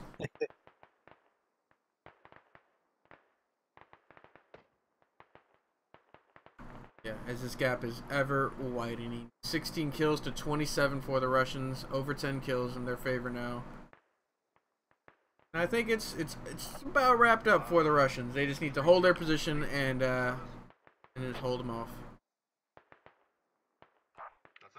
And where do you think they fell short, Total? Where do you think they could have? Where do you think they missed their opportunities? I think they could have and should have maybe pushed from the north. And if they were to push from the north, maybe more squads up there. However, it would have been pretty saturated, so maybe flanking from the south, moving west, maybe to Industrial Park, could have helped. Ooh, an Industrial Park push would have been really good, I think. Yeah, because I didn't see originally. I think Lon put some defenses on over there, but then he quickly realized that they weren't even going to be flanking from that area, so he pulled them back. So I think maybe pushing Silas down. A lot of fighting for not much ground. Yeah, I would agree. Red team doing a great job defending, knowing when to pick their battles. Yeah, very fluid defense from Londar. It's a lot of pushing, falling back, holding, falling back. Specifically from Red 3 on the south. I really enjoyed Vindication's movement with this squad. I think he was pretty crucial for the Russian defense. Maybe just enable medic revives period, but limit the number per medic. It'd be easier to count anyway. I think they'd have server tools rules for this stuff though. Not a bad idea. The way we're doing it in Postscriptum is we're limiting the amount of medics. So instead of the default for squad is, oh, as 2 go down, see there's an eye money just mowed down by automatic riflemen. That's a blow. And possibly a flank from Alpha Guido and Razor, as that is GG. They were the last 2 left as they slowly got picked apart from the Russians. Final tally, 16 kills for the British, 33 for the Russians. That turns south in an instant. Good pushes from the British. They just didn't take advantage of the opportunities they had.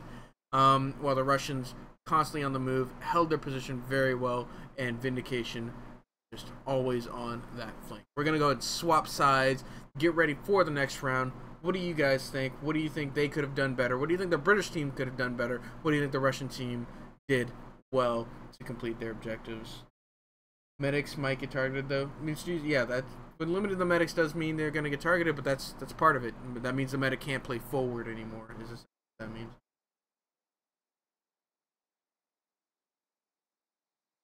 Thank you, made my night. I'm in Germany. Awesome, Turkish. I think we have somebody. Is Pony playing Total? Do you know? I don't think he's playing tonight. I don't think he is. No. He's in Germany right now. He's usually playing tonight, but I think there's something about him traveling or something. So. Yeah.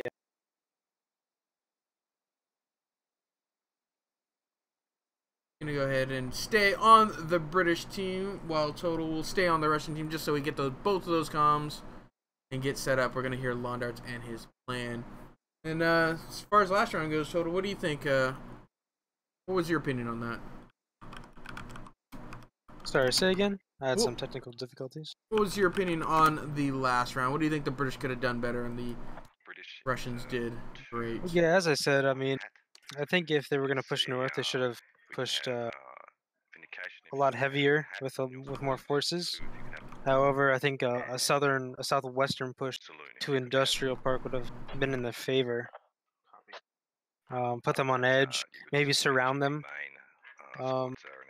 Put more, because I think what Red 4 did really well is put guys on the front line, and if blue team had flanked around them, they would have been surrounded, and it would have been a lot more hectic for the red team. The great call. Maybe pull them out. Yeah, separate them. Make it very distracting. Right. Alright, so let's go ahead and go over this round. I'm actually gonna listen in real quick, see if we can catch Cyclone giving the brief for this round 2, so that way we only have to read one of them. Sit tight. So, for those of you who don't know, this operation is... Let me start over. Welcome to Operation Silent Serpent. I'm your commentator for this evening, ShadowedRitual, joined today by TotalWarHQ. How's it going, Total? Pretty dang good. And for those of you who don't know, it's his first time commentating. If you like him, be sure to let him know. We're trying to get as many people commentating as possible, so that way, if I can't make it or if something comes up, we're going to always be able to do these streams. At its core, Silent Serpent is a Jinx op.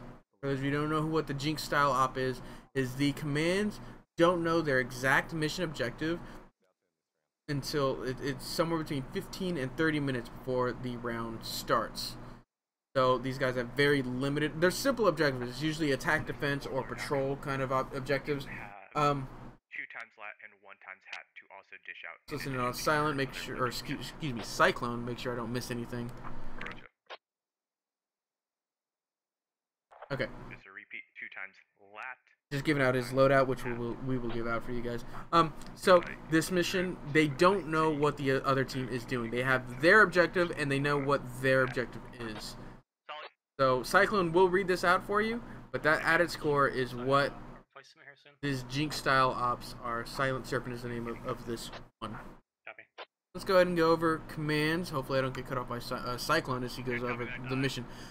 For platoon lead of the British team, there's Londarts with his squad lead Saloon, Vindication, Boo, and Clay J. For the Russian platoon, we have platoon lead Dwarf with his squad leads Boogie, Dixfolk, Evan SMA, and Silas. So, opinions on these commands, Total? Yeah, as said previously, I think, Dorf, especially Londarts, they're both seasoned veterans of commanding. I think they both did pretty well last round with what they had. Dorf did really well with maneuvers, it just didn't end well for them in the end. Yeah, I'm really excited to see what Lon does. Yeah, being the attacker is definitely Lon's. I feel like that's Lon's strong suit. His defenses are always very aggressive, so that makes me seem he enjoys the attackers more because then he gets to have his full platoon doing movements and things. That seems to be where he excels at. 1 second. Is he talking to his guys? Huh? Lawn darts question. Yeah, go ahead. Alright, they're just dealing out kits still. Let's go ahead and go over this objective as we've already gone over the basics of it. It is a... You know they don't know. I'll even bring up the map for you guys to see how useless it is. There you go. There's 2 arrows pointing towards each other with a giant question mark in the middle. Let's go ahead and go over this brief though, because I have it. Total has it. We'll be able to tell you exactly what these guys have to do. So, mission for the British are: the Goro area has become a stalemate as larger forces fight over more strategically important objectives. Your company commander received orders that command wants a patrol conducted across the river to test the Russian strength in the area. Conduct the patrol, make contact with, and eliminate all hostile forces and equipment. Russians have deployed several corner positions. If one is found, destroy the position at all costs. The escarpment in I-6 overlooking the river offers an excellent position to watch the entire western shore. You may wish to place your weapon squad there till the platoon is safely across. So essentially, they're moving to their start location. It's going to be a different part of the map, the I-6. Actually, same side of the map, similar side of the map, I-6. A little further south. And they're going to be conducting patrol by fire, moving west. And what loadouts do you think these guys are going to have to, or what loadouts do you know these guys are going to have to complete their objective? Yeah, so the Brits are going to have 2 FTLs, 2 ARs, 1 medic, and then 2 laws and 1 hat. Now, last round, I didn't see them use them very much. So I'm interested to see how Lon and his guys use them this round. You're right, actually. I don't remember any of the British firing their lats, which is strange. That they don't have a frag round. They don't have a separate frag round like the RPG, do they? Right. It's just a single. I don't believe so. So maybe they were holding out for vehicles. I don't know. Maybe. All right. So intel that these guys will have. They know the Russians are encamped on the far side of the river. They know their strength. Their general strengths. That's about it. Setup summary: these guys will move to the J65 area to start. Oh, Cyclone is giving the brief. Let's listen in. Conduct the patrol, make contact with, and eliminate all hostile forces and equipment encountered. Russians have deployed several coordinate positions. If one is found, destroy the position at all costs. The escarpment in India 6 overlooking the river offers an excellent position to watch the entire western shore. You may wish to place your weapon squad there till the platoon is safely across the river. I have given you guys your additional loadouts, so here is some intelligence. Russians are encamped on the far side of the river. Earlier emplacements and strong points have all but been abandoned on the river, and intel suggests that they have moved their lines deeper into the cover of the woods. Russian strength is estimated to the battalion size. Intel and recent aerial recon shows little vehicle activity in the area, which correlates to the reduction in strength in this AO and perceived need for reinforcements in other AOs.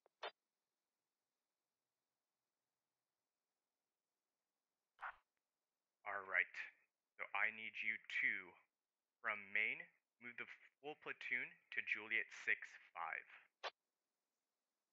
I'm back, guys. Sorry. Full platoon moving to Juliet 6-5. Copy. Alright, let's get everyone spawned in. We have... You are to take 3 times Logi, half and half, and 1 times trans truck. Roger. 3 times Logi, 1 trans.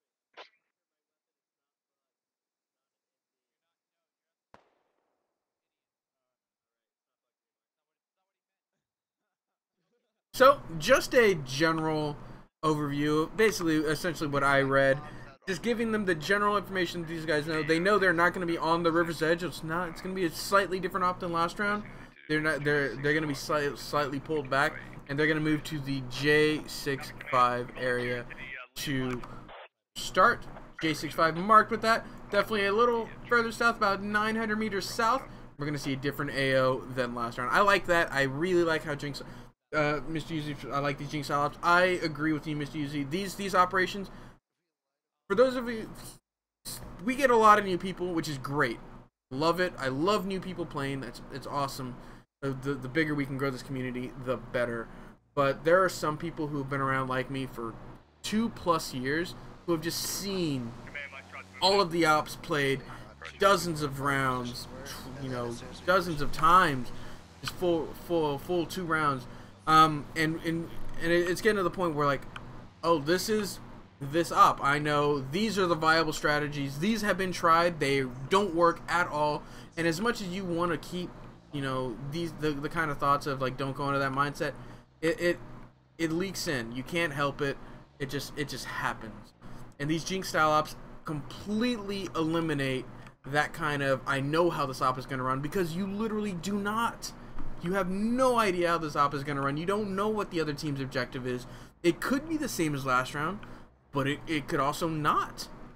And it's exactly what I get out of these Jinx ops, and I love it. And I wish I could play them, honestly. These would be a lot of fun to play, but I love commentating just as much. I love, you know, spreading the squad ops word to you guys, getting you guys interested in participating in these events, because without you public players, we could not, you know, do these.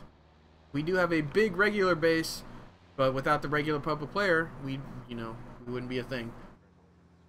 We did fire lats. You missed it at the end. Unfortunate hijack. You're now thinking about it. You might have fired one. You might have fired at least maybe 2. I think I saw those right at the end. It was with Liberal Pundit and his guys up in the north. I remember now. Getting set up for this next round as the British forces move to their start location. Let's go ahead and go over what the Russians have to do. I'll read their brief since we're not going to be able to hear it, and we won't talk over cyclonism and as these guys are moving. So, Russians. Your platoon has been in reserve for weeks now. Yesterday, a British patrol crossed the river, and now your command wants your platoon deployed to reinforce some old positions. Half your platoon is already en route to the locations command has given you. The remainder of your platoon is set up in the OP in F75. F75, it's about this town here, about this farmhouse area here, just north of the bunkers. Actually, it's not a farmhouse, this is the farmhouse. It's like a little set of bunkers north of the main bunkers. Once the other squad is to conduct, the remainder of your platoon is set up in OP 7.5, and the other squad is to conduct a patrol of the villages in F8 and G8. F8 and G8 being lower and upper Novo. Command recommend Neva? cell stage on the west side of the road. Oh, it's like upper Novo, right? It's Nova or Neva. Somebody can correct me, and I hope you do correct me in chat. So essentially, there are the platoon is split into 2. One is conducting patrols, one is defending. So once a BTR patrol squad has completed the security checks of the village, they are free to deploy as they see fit. If either your reinforced positions come under attack, they are free to abandon the patrol at the OP and reinforce these positions as you see fit. Oh crap, I thought this would be a mirror of round 1. Well, this should be interesting. I agree, because reading this, you're going to see, I'm about to read over these assets that these Russians are going to get. You think squad deserves much more attention? I think it is an amazing game that deserves more attention. But that's because I have almost 22,000 hours into this game, and I love it. This is like my... This is the, like, arrowhead genre of games that I like to play. Like... anything more arcade, like Overwatch, I can't get into Overwatch. Arma, I can't get into Arma. Battlefield is even too arcadey for me. Like this is like the perfect mix of everything. Me personally, that makes me keep coming back to play this game and stick around with this community. Speaking of this community, let's go ahead and go over these assets really quick. So, British assets per squad: 1 squad lead, 2 fire team leads, 2 automatic riflemen, and 1 medic. The platoon armory to deal out as they see fit are 2 RPG-26s and 1 RPG-7 vehicles, 1 trans truck, 3 logistic trucks, and special assets. 2 BTR-80s. We're going to see some vehicles. 2 lats and 1 hat, plus crewmen as needed to man those 2 BTRs. So the 2 lats and 2 hats, take it or leave it. They're not going to have a lot of British assets to deal with. But those BTR-80s are going to make or break this round. Going to put a lot of pressure on Dwarf to make sure he has some good crew to man those vehicles. Let's see if I can... Hell yeah. Looks like it's going to be given to Evan SMA squad as he gives it to Seer, Chess, Seethers, Chameleon, and Green Tech. I know Chameleon's good, Chess is good, and Seethers are good. I haven't seen Green Tech's before. These guys should be pretty competent. To Juliet 4-2 and search the area for Russian activity. Again, to repeat, Juliet 4-2. Roger, Juliet 4-2. Is that as soon as we've finished with the fob, we move now? That is affirmative. I think Battlefield Peak with Battlefield 1. 5 was a letdown. Roger, and is that the whole platoon? I honestly have not played... I played Battlefield 3. Whichever one that one was. Played a lot of that one. That was before I switched to PC gaming. Haven't looked back since. Even though I know Battlefield is on PC. Once the fob has been completed, British are to conduct their patrol at Juliet 4-2. 3, if you could head over to me quickly. Once you've got the emplacements down. Have you guys dig it? —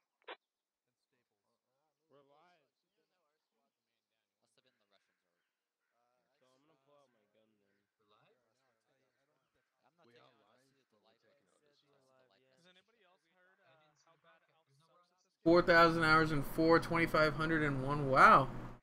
Impressive.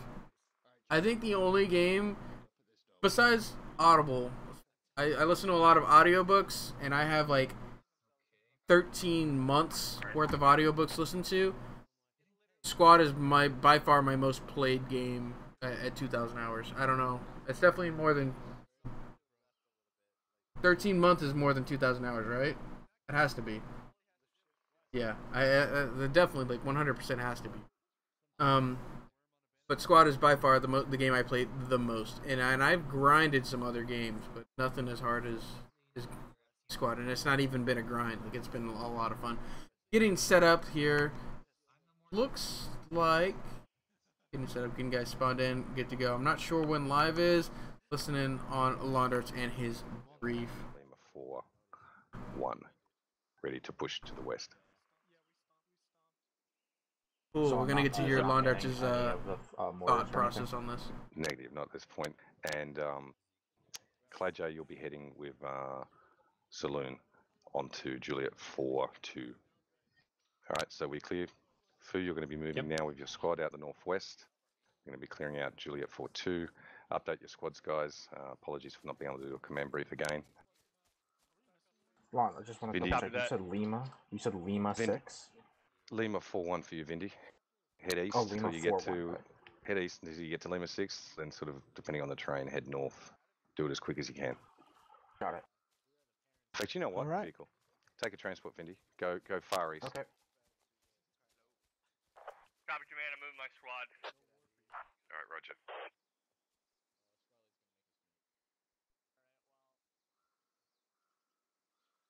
You want us heading out now? Are we ready to go? Yeah.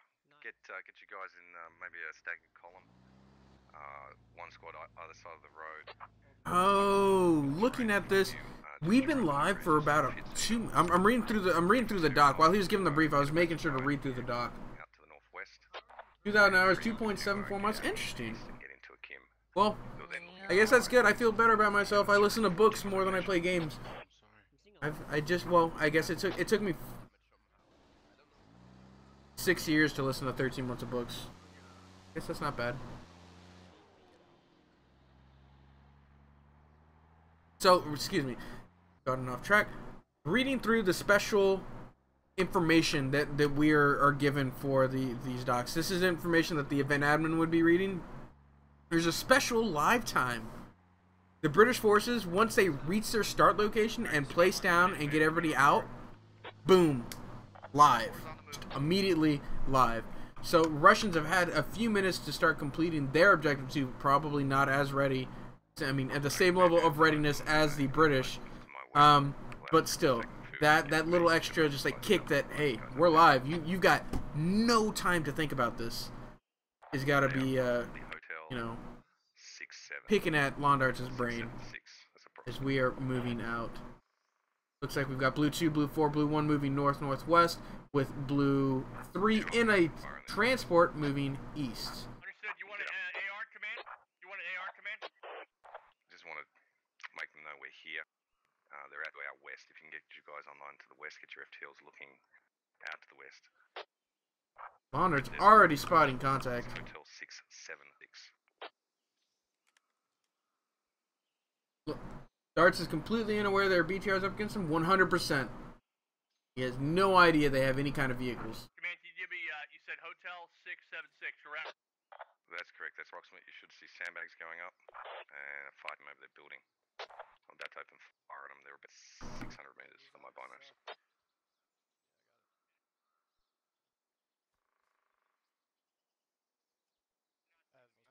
Oh, what a nice surprise, right, Swede? Right?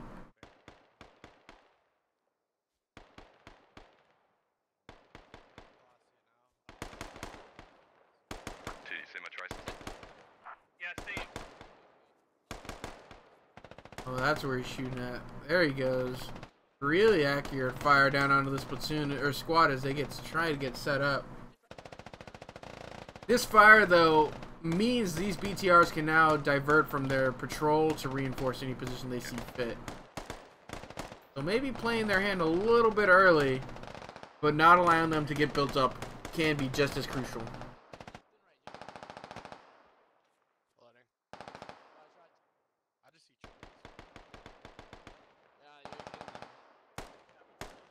I love the sound of the British rifles. Fire left, fire left. It's similar to, it sounds very similar to the Americans, which is probably why I like it so much.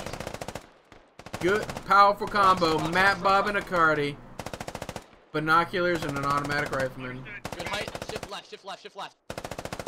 Four is approaching Right. control point. Right in that area, spray it, spray it, spray it. Grayson works both ways. Cardi's gonna have to reposition here soon. There he goes. Spread out, guys, spread out. So as blue 2 is laying down a base of fire onto red 3, blue 1, blue 4 continue to move northwest with blue 3 far north going west as well. Squad 4, I want you pushing northwest along the river's edge. I want you getting to a location to cross the river, approximately India 221. Roger that, India 221. Yep, yep. Perfect.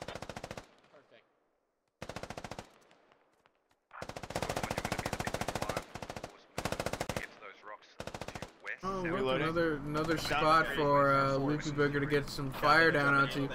2 is in a really good spot to be laying down some fire onto several positions of both blue or red 3 and red 4. Sorry, I lagged for a second there. I don't know what you said. I'm gonna engage more. There's something. Oh fuck. Heads up. Alright, so blue 2 is laying down a base fire to the west, firing onto red 3 and red 4. Blue 1, 4, and 3 crossing the river, being very proactive with their crossing, much quicker in their crossing than Dwarf managed to last round. Is moving. So far, that seems to be all that's happened. No kills across the board. A lot of fire going down, as same with last round. While that's going on, just going to be keeping the enemy entertained. Enemy infantry spotted. Hotel 4-6 on top of the rock formation. So 2 is being a right as you good said that. eyes. Copy that. Open up on them. 1, Two traces. See if we can get that in a a crossfire. blue team. Dude, the Brits have gone down. Really? Which squad were they in? Who? Looks like Loopy Booger, Squad 2 maybe? Oh, yeah, that might be squad 2. They're getting some fire down onto that base of fire. The red team is laying down some pretty significant fire onto that base of fire, being blue 2. But I think that means they have no idea blue 1, 3, and 4 are so far to their north. Command, this is not a suitable location for cover. And I see that red 5, it looks like they've taking 2 BTRs. Roger, BTR. Yeah. Oh, you missed the brief. The Russians do have 2 BTRs to utilize as they see fit. They were supposed to be doing some patrol, but as soon as they came into contact, they were allowed to abandon said patrol to reinforce where necessary. And Blue were very proactive in their engagement. As soon as they got online, they started firing. Understood, Command. Maybe allows those BTRs to have free reign much sooner than anticipated. Command, we will get heavily engaged on this promontory. I'm gonna push the fire team up. They're gonna get fucked up. You don't have to. You don't have to get close enough to be accurate. Just close enough to put bullets over the head to whatever is out to the northwest. Warlord, this is Viper. Do you copy? Yeah, and those what did the Russians get again? 2 BTRs and then that standard loadout of 2 lats to 1 hat. Where'd you get hit from? Right, so the British, they Man, we're taking accurate BTR fire and emplacement fire for northwest. their hat may come in handy. Yeah, that British hat is definitely going to come in handy. We'll see. Where's it allocated? Let me see if I can figure that out. Alpha Guido has it. Blue 2 has it. And he's close. Maybe. Alpha Guido's a good shot. We'll see if he can land it.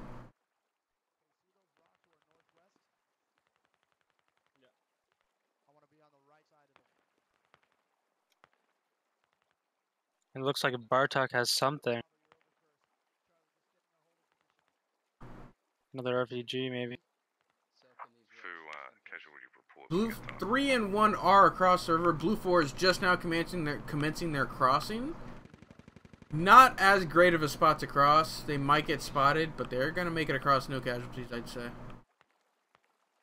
Now it looks like there may have been a mix-up in the kits. So I'm pretty sure there's only supposed to be 1 hat, and Bartok and Guido have the same kit.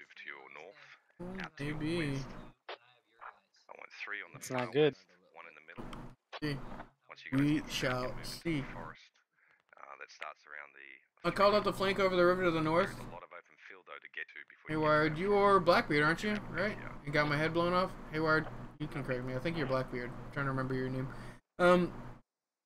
The early fire's distraction, though, allows the British to move north and attack southward, right?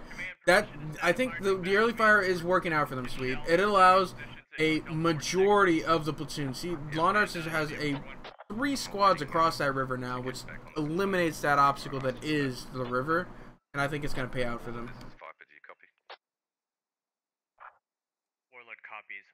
Oh, platoon is flanked, so yep. Which map do you prefer to play in squad, Turkish Empire? My favorite map would probably be Kohat River Valley. It's just such a wide map. I like fighting on the mountains, and that it's a good engagement range for what I like. What about you, Total? What's your favorite map to play? Wait, it's favorite not map to play? What's Crazy Horse on? Do you know? No. It's something River Valley. It's not Kohat. Not Korra. To be honest with you, I never remember the name. I just remember I'm a visual learner. So fair enough. If I see it, I'll know it. But yeah, this is. I think we've played. I can't even remember how many ops we've played on this map alone, just on different areas of the map. Yeah. Especially like on the far east side, where all the forest is. It's a great spot for an op. It's not Sumari, Mr. Yuzi. We have no security on our north side, so I'm hoping to call out has meant Phoenix put 2 and 2 together. Maybe Phoenix is squad 4. He doesn't have many guys looking north, but on that same note, Jacko 800, Greybu, and Vindication are starting to lay fire down here, maybe blowing their cover here on the north. I don't get shot. Your name is cursed. You got shot. You're a lie. I don't know what to believe in.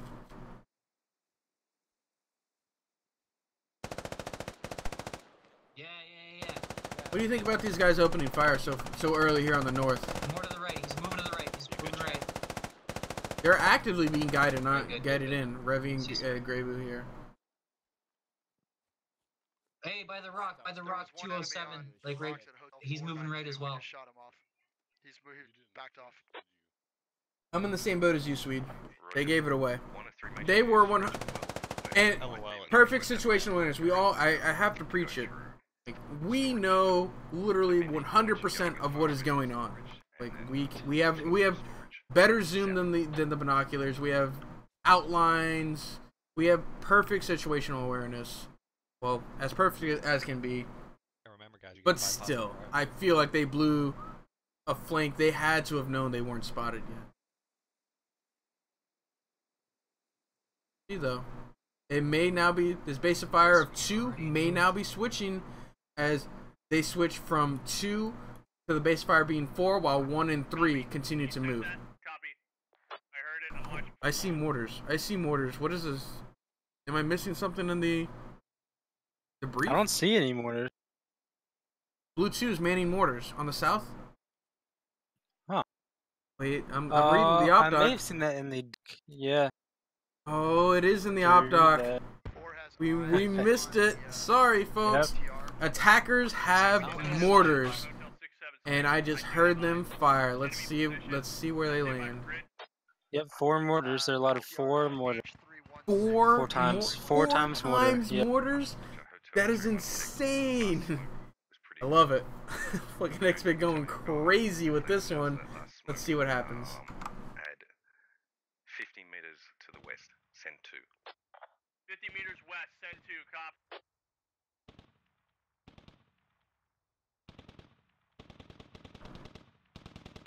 Green and Chameleon laying down fire to this northern element. They now know this is here, and then now they've got a BTR covering this northern flank. Oof. I'm looking for mortar landings, though. That's what I'm looking for. Kills. 2-1. British in the lead by 1. Roger. Relay to your guys to send 2 smoke at hotel. Pony mortar. Watch it. Mr. We can get X-Men can get crazy, but he's not gonna get pony crazy with those mortars. They're not what 170 millimeter mortars. It's not gonna be that crazy. He's just gonna give him more. How can I join the game? USA San. If you want to participate in these events, and anybody who wants to participate in these events, check us out, squadops.gg. Again, squadops.gg. All you have to do is sign up on that website, take our basic training course, only about 45 minutes to an hour long. And then you can participate in any and all of the Squad Ops events you'd like. We host them on Wednesdays, twice on Saturdays. On Fridays, we have postscriptum events that fluctuate between Friday and Sunday. All on the website, squadops.gg. Highly encourage it, because without you guys, we wouldn't be able to put on these events. Without you guys interested, we couldn't do it. As long as they kill and not tickle. I mean, Mr. Juicy, it's Fu on the mortars. Well, it's Fu guiding in the mortars. They've got all 4 of them down. Alpha Guido, Acardi, Nasnate, and Matt Bob. Londarts is going to take advantage of this. He's manning these mortars. He's got smokes down accurately. Spread it out from there. Ooh, this will be money. This will be money if they switch to HE. Roger. Once you get it dialed in, have them write it down. Copy that.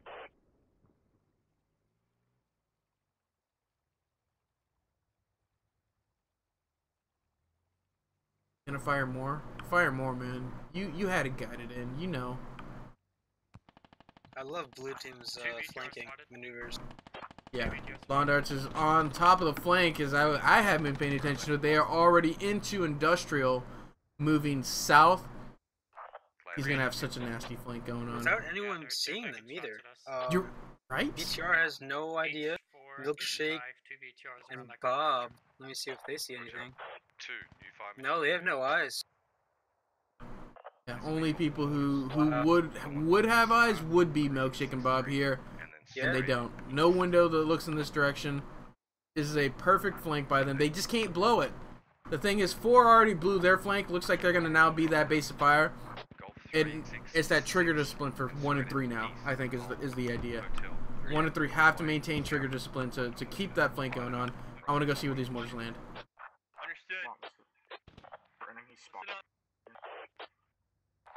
They do. they're on top of it. If these were HE mortars, these guys would be dead. But they seem content to block off line of sight, and I love it. People don't use the smoke mortars enough. Smoke mortars are important, folks. They block off line of sight. They allow you to maneuver without being spotted. And they have a bigger billow than HE. Smokes already dissipated. I love it. I love smokes. I think more people should use them. This game doesn't require crazy stats to play. This is a pretty CPU intensive game, USAN. But I run it fine. I don't think I have a low end computer though. I have a 1070 and i5 6600. But I've total. Do you know the minimum stats you need? I do not. Personally, I have a 1080 i7. Oh, you're. Yeah, no. You 1000, yeah, you have no problems running this game. Yeah. But I've heard of people running it with the 1060. I'm not sure about the 970. I have heard of people running it with a 1060 and maybe even the 1050. There's a 1050, right? I'm not lying, right? I'm fairly certain there's a 1050. Once you're right in the flats on that hill. Maybe Bob Saget sees him. Sees these guys. His audio, yep, they see him. They see him, so Bob Saget does see him? The squad. Okay, so Bob Saget did spot this. Good spot by him. We'll see if anybody diverts. We're looking at this BTR with community and green text to divert into the direction. Probably not many infantry though. See what happens. Oh wow. So somehow Bob to the west of the compound. Dorf says there's 3 squads north. It's a good call. But I don't know how they. Well, he knows there's the one squad. I'm thinking it's he knows blue 4 is there because they fired early. BTR looks like it sees blue 1, and then Bob Saget saw blue 3. Yeah, they're just putting it together now. Yeah. Dorf is really good at that. Dorf has really good situational awareness. He's to command, for those of you who haven't commanded, you probably you're constantly building that picture in your head of just gathering the information that these squad leads are throwing at you, and you're using it to form a picture of like where squads are in general. And Dwarf is top of the line when it comes to making that mental picture and knowing and keeping track of these people. My laptop is a 960 laptop here. Been wanting to join since I saw the game. This game's great. Mr. Yuzi just said he has a 960, and Mr. Yuzi's been playing for a while. Should be good, and they're constantly optimizing the game. So if you can't play it now, it's not to say you can't play it later. Dark Milkshake sees them. Is he gonna allow these to pass? Shoot, yeah. I see. Yeah. I'm on Dark Milkshake now. It was a mistake for Jack and his guys not to clear out these buildings. Right? Because they'll get flanked. Frag out of this window right now, right, Scruffy? He doesn't know how many are there. He saw Jack run across. So I don't think he realizes UJ Key and Salt Crits are right below him. Dark Milkshake keeps telling Bob, "Do not move." Frantically. That's the easiest way to get spotted, is to move. Yeah, exactly. Alright, be careful though. Once you shoot, if they haven't seen you already, you'll have most of the enemy team coming at you before Clay. Spotted some. Wrong comms, my bad.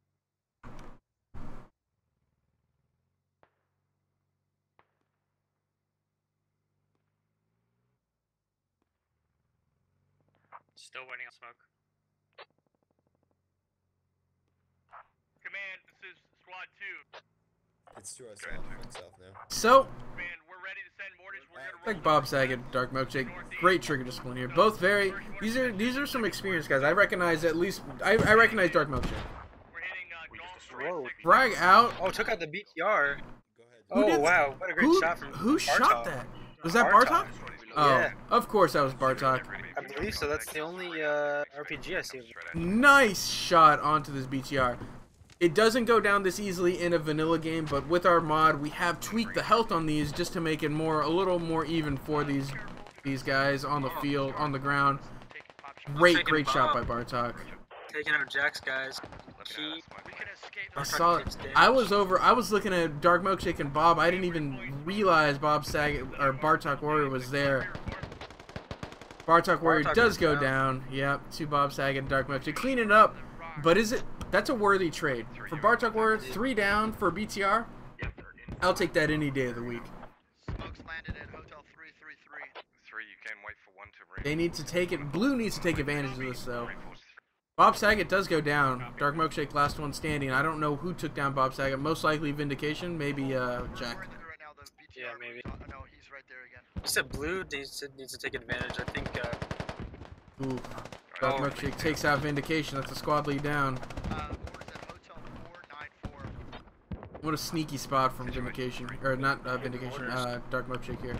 Let's go check out what's going on across the map as smokes are going down. Blocking off lines of sight. I'm hoping they move under this. Smokes are great. I love smokes. I think you should use smokes, but you have to do something with the smokes. You can't just let them do nothing. You have to move underneath them if you're going to move. Bartok is the most amazing AT ever to walk the earth. Bartok is so consistent. I agree. Bartok is definitely a standout when it comes to his AT use. He deserves a lot of credit for his consistency. No, you're not wrong. Charlie, disengage. Once we get in the truck, what do you want us to go? I'll advise that if I make it to you. So, update on the tactical situation. Blue 2 is going to maintain those mortars. Looks like they're running low. Let's take a look. They've got about 1,500 ammo left. With 4 mortars, that'll be gone in a couple seconds. Blue 4 will be mounting up in Londart's Logi, while Blue 1 reinforces Blue 3 on the northwest. Pretty good movement by Londarts, I'd say. Kills are roughly the same. 5 to 6. Oh, what's up, Dink? I did not realize that was you. I don't know your guys' Twitch names. I'm learning Blackbeard's, but it's Dark Milkshake is doing a lot of work, just continuing to pick apart Blue 3 here. 3. How many do you think are in flats right now? 3 is 3 effective. Great mortars on Phoenix. You guys are the creators. We are not the creators of the game USA, and we just run our events using the game squad. OWI Off-World Industries are the creators of this amazing game. And we have no input on what they do with the game. We just take what they do and run with it, as well as they have a great modding system. We do a lot of modding to make it what we need, but we have no say or call on what the actual vanilla game, how the vanilla game turns out. Get out of there, do it now.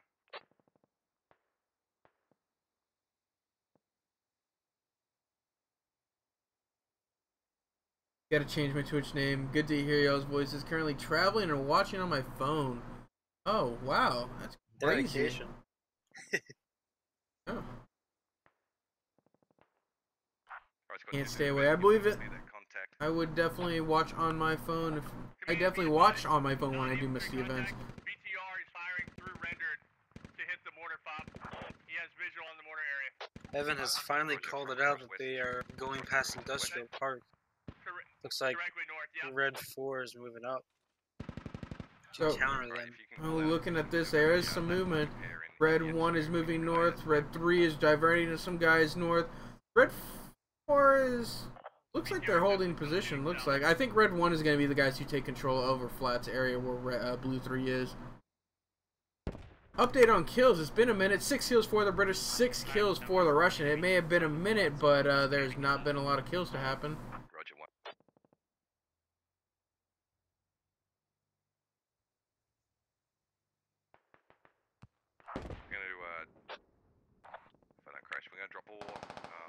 I like the game, it's impressive. I agree with you. This is a very, very nice game. I've been playing since V7, and the updates they've done and the updates they're continuing to do just continue to impress me, and it's definitely what keeps me coming back. That they're continuing to update and create such a great game. And then what they don't create, our mod team just takes care of for us. So always good.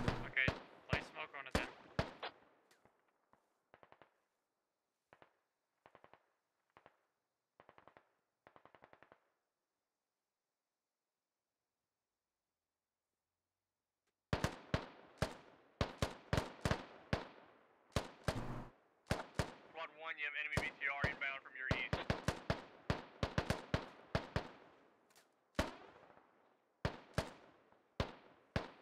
So Squad 1 is calling, or excuse me, Blue 2 is calling out this BTR of Sear Chest and Seethers. That's going to be confusing. They're both S names for me. Sear Chest and Seethers pulling up with their BTR to the east of Blue 1. So they are tracking this BTR. Is it hit? Are you seeing this? Is this BTR hit? It looks like it was. Yeah.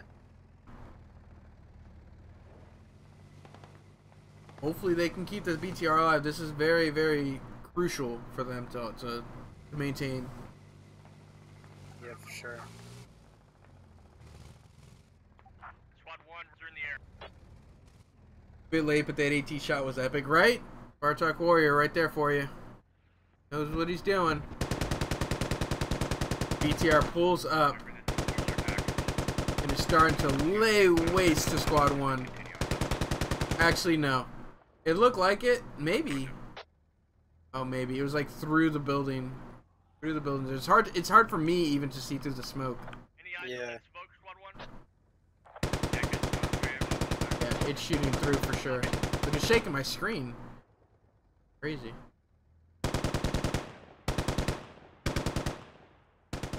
I like how the SL leads the infantry fighting vehicle and gives it a good spot. Yeah, you saw Evan SMA there saying, you almost guaranteed, he's saying, right here on me, come here right now to my spot.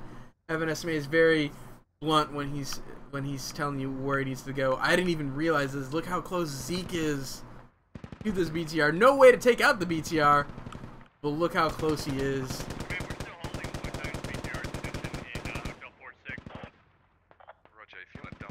Crawling up to it. What are you doing, Zeke? What is your plan? What is going through your head? Oh, he's got his own theme music. Why did you even go up there? I don't know, he's singing something. Oh, they see him. BTR sees him. They're talking local. He sees him, but they're trying to run over him. They're gonna back up. Zeke's probably gonna die. He's not gonna have the depression. That BTR turret is just a terrible depression. He's not gonna have it. He can't do anything. He can't. They're so frustrated. I wish you could hear their comms right now. That is amazing. They know he's. Maybe. Oh. No, not low enough. Zeke does get a little splash. He's tossing smokes. No, he's tossing smokes. Smoke. Zeke, no, it was a frag. You're right, but Zeke does go down eventually. I would have tossed a smoke personally. Yeah. Toss a smoke just to annoy them that much more. Your position, you can't sit here for at least 30 seconds. And yeah, Zeke is down. Seethers and Sear Chest keeping their BTR alive. Let's take a look at the rest of Blue's movement. As Blue does push up to take up position in the flats, basically taking over where Squad 3 was. Blue 4 is, and what its remainder is on the north, and Blue 2 on the east. Full squad from the southwest though. Blue 5 taking over Blue 4. Maybe. Where are they? I lost them. There they are. Blue 1 has 2 left, so they could do damage to that red BTR. Yeah. Who do you think's got the better chance? Back is to them. I'm gonna go over to them. Who do you think has a better chance of actually completing their objective though? This flank with Blue 4 and Command Blue 5 looks great, honestly. On map it looks great. Obviously the terrain may beg to differ when I actually go over there and take a look at it. It looked like they were moving through a field when I flew over there. Yeah, confirmed Russians on the south. Yeah, Blue 4 and 5 can get to that building just below Red 3. I think they'll have a chance, but right now I don't think they see them. So they might get ambushed. I like how next SOTT in 14 hours. Probably it's all on the website in your local time. So whatever your computer is set to is what the time will say to keep it as simple as possible. It looks like Dark Milkshake had taken out some people who pushed up to his building. I need to check there. There's some bodies here that I'm missing. 4, contact east, 200 meters. Get down. BTR takes out Frost. No, Frost is. Dark Milkshake is okay. Yeah, I don't think 1 is going to be able to do anything from here. Yeah, blue 4 and 5 are taking fire from red 1. Red 3 is pushing them. Oh, too. BTR gets shot. Good shot. down. BTR is down. Who took that shot? I gotta see. It looks like it was Sugarheart. BTR is down south of flats. Nice shot, Clip. No, Strider. Strider's the BTR. Yeah. Or excuse me, the lat. Or kill. Tri-X kill as well. He's with Rain Man. Great shots, guys. BTR is down. Let's see if that swings it in favor of anybody. As kills are 10 to 11. British 10, Russians 11. Still anybody's game, and especially with those assets, the BTR assets down. Yeah, that's a big game changer. Right. I think they use those BTRs a little aggressively. Maybe they could have put the BTRs a little further out on the outskirts. Yeah. And stop them from pushing. That is definitely an argument. Yeah, what happens when they're inside the defenses is that they're prone to 360 shots, which we just saw. Oh, so what you're seeing is have the BTRs out on like extreme flanks, wait for the commitment, and then push in for the counter? Yeah, so like, you see like the hill and just south of Industrial? Yeah. And Fox 337? This is the hill he's talking about right here. Having a BTR there, yeah. And that would have stopped the Industrial Park push completely. That is great. Like, this hill is great. You cannot argue this hill. The thing is, the argument really is, do you keep the BTR this far back and allow them to cross uninterrupted from the BTR, or do you be aggressive as Dorf was to try and prevent them from crossing? Period. Right. Both can be arguments. In this case, your point is better, I think. Having this BTR this far back to lock off entire flanks would be better than again, that's from our view. Like, they have no idea. Yeah, exactly. Yeah, I gotta stress this every time. We have that perfect information. We know exactly where everybody is. These guys are working with their gut instincts, what they see with their eyes, and what they can interpret from the information that their squad is giving them. Dark Milkshake is not pushing out of this building. I'm surprised he's still alive. Right? Like, you gotta clear these buildings out.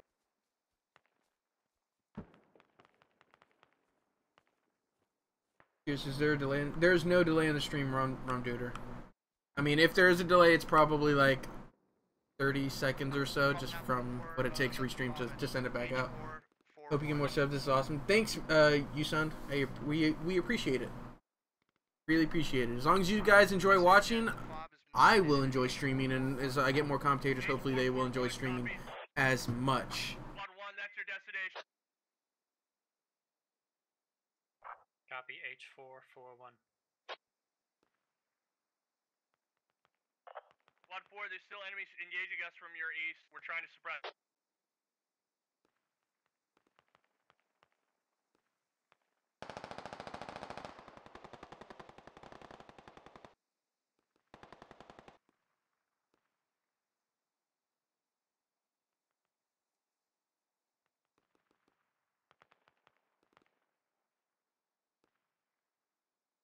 How do you guys know players aren't using the stream during game? We have event admins flying around making sure nobody's breaking the rules. Realistically, though, if you're stream sniping, you will not make a difference at all, because the real choices are coming from your squad leads or from your command, from your platoon lead down to your squad leads down to the individual member. So they really don't make that big of a difference. And we know none of our commands or our squad leads are stream sniping, because they're our regulars. They are our staff. We trust them as running the community. Milk must have been ordered hard to hold that. I believe it. Yeah. And if we do catch you stream sniping, which we do, we have caught people stream sniping before, we just ban you from the community. And Nobody wants to risk not being able to play in this, because it's in the end, it's not about winning or losing. You can have an amazing time if you lose, as long as you get that experience of the One Life event, that adrenaline rush, that rush that comes from, you know, having it such an amazing squad. You just really can't get that in the vanilla game, in my opinion, and that's what really people are here for. Is just that experience of the One Life event. Yeah, I would agree. I don't know how Big Rago ended up on this flank in between Blue 1 and Red 2. He's here, and he's trying to it looks like he's trying to rehook up with Blue 1. Yeah, they've been trading a lot in the south. It looked like the blue team is going to be pushing them pretty hard, but red team is giving up. They're just not giving up at all. Yeah, I just flew back over to that south side. Saloon is the only man remaining out of 3 guys I can see in his immediate area who have gone down. Update on kills: 16 for the British, 24 for the Russians as they spread that gap. I think the tables have turned since that the southern flank is kind of falling apart. It looks like it. Lon dead. Mr. Uzi, I believe Lon is dead. Let's take a look. Yep, Lon went down. He was in the north, I believe. He was with a trans truck somewhere, and yeah, he went down. We missed it, unfortunately. But Lon is down. It's something I definitely should have recognized earlier. I think Clay may have been the second IC. I'm not sure. 4, tell Big Rago to push directly west towards Squad 1. There's guys on the hill between us and him. Oh, Fu was his second IC. Oh, is Fu down too? I think he's down. Yeah, Razor was in charge of his squad. Or Razor is now in charge of his squad. Saloon goes down, gets domed. This south squad, this south push is all but dealt with, as Razor and Nova, only 2 remaining, one of them being severely hurt. 357, yep. Went away for a short minute before. What happened to the 3 UK squads in North? They have just been getting torn apart. One by Dark Milkshake and Friends. Razor goes down, and Nova goes down, all from Kuba and Lima Bean. Southern flank completely dealt with. But this northern squad was just picked apart. One by Dark Milkshake and Friend, single friend, I forget his name. In this house here, they took out a full squad on their own, I believe. BTR also laid waste to some guys before being taken out, and what you see is what you got. We got about 1, 2, 4 guys left, as these guys are just completely wrecked. Clay J Strider, only 2 remaining. I think the saying the best offense or the best defense is good offense. Red team pushed very hard in the south. They could have fallen back, but they decided to be aggressive and take that southern flank out, which they did very well. The guys in the north, are doing pretty well as well.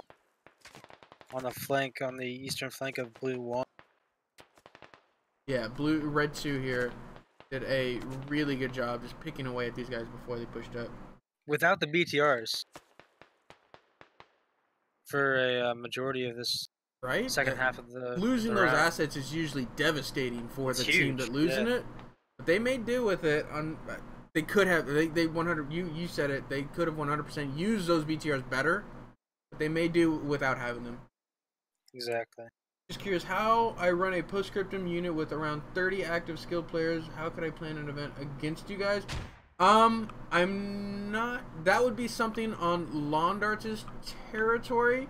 Hop in our Discord. Check out squadups.gg. The Discord is linked on that website. And get in contact with Londarts. I'm not sure on what exactly you want, but he is our representation manager, and he would be able to get in touch with any kind of information like that. Clay J, last man standing. 17 kills for the British, 31 for the Russians. It turned in a blink, just like last round. As Clay J's last man standing, I don't know what he's going to be able to do to complete his objective. And I was so sure the 3 would make a push that would win the day.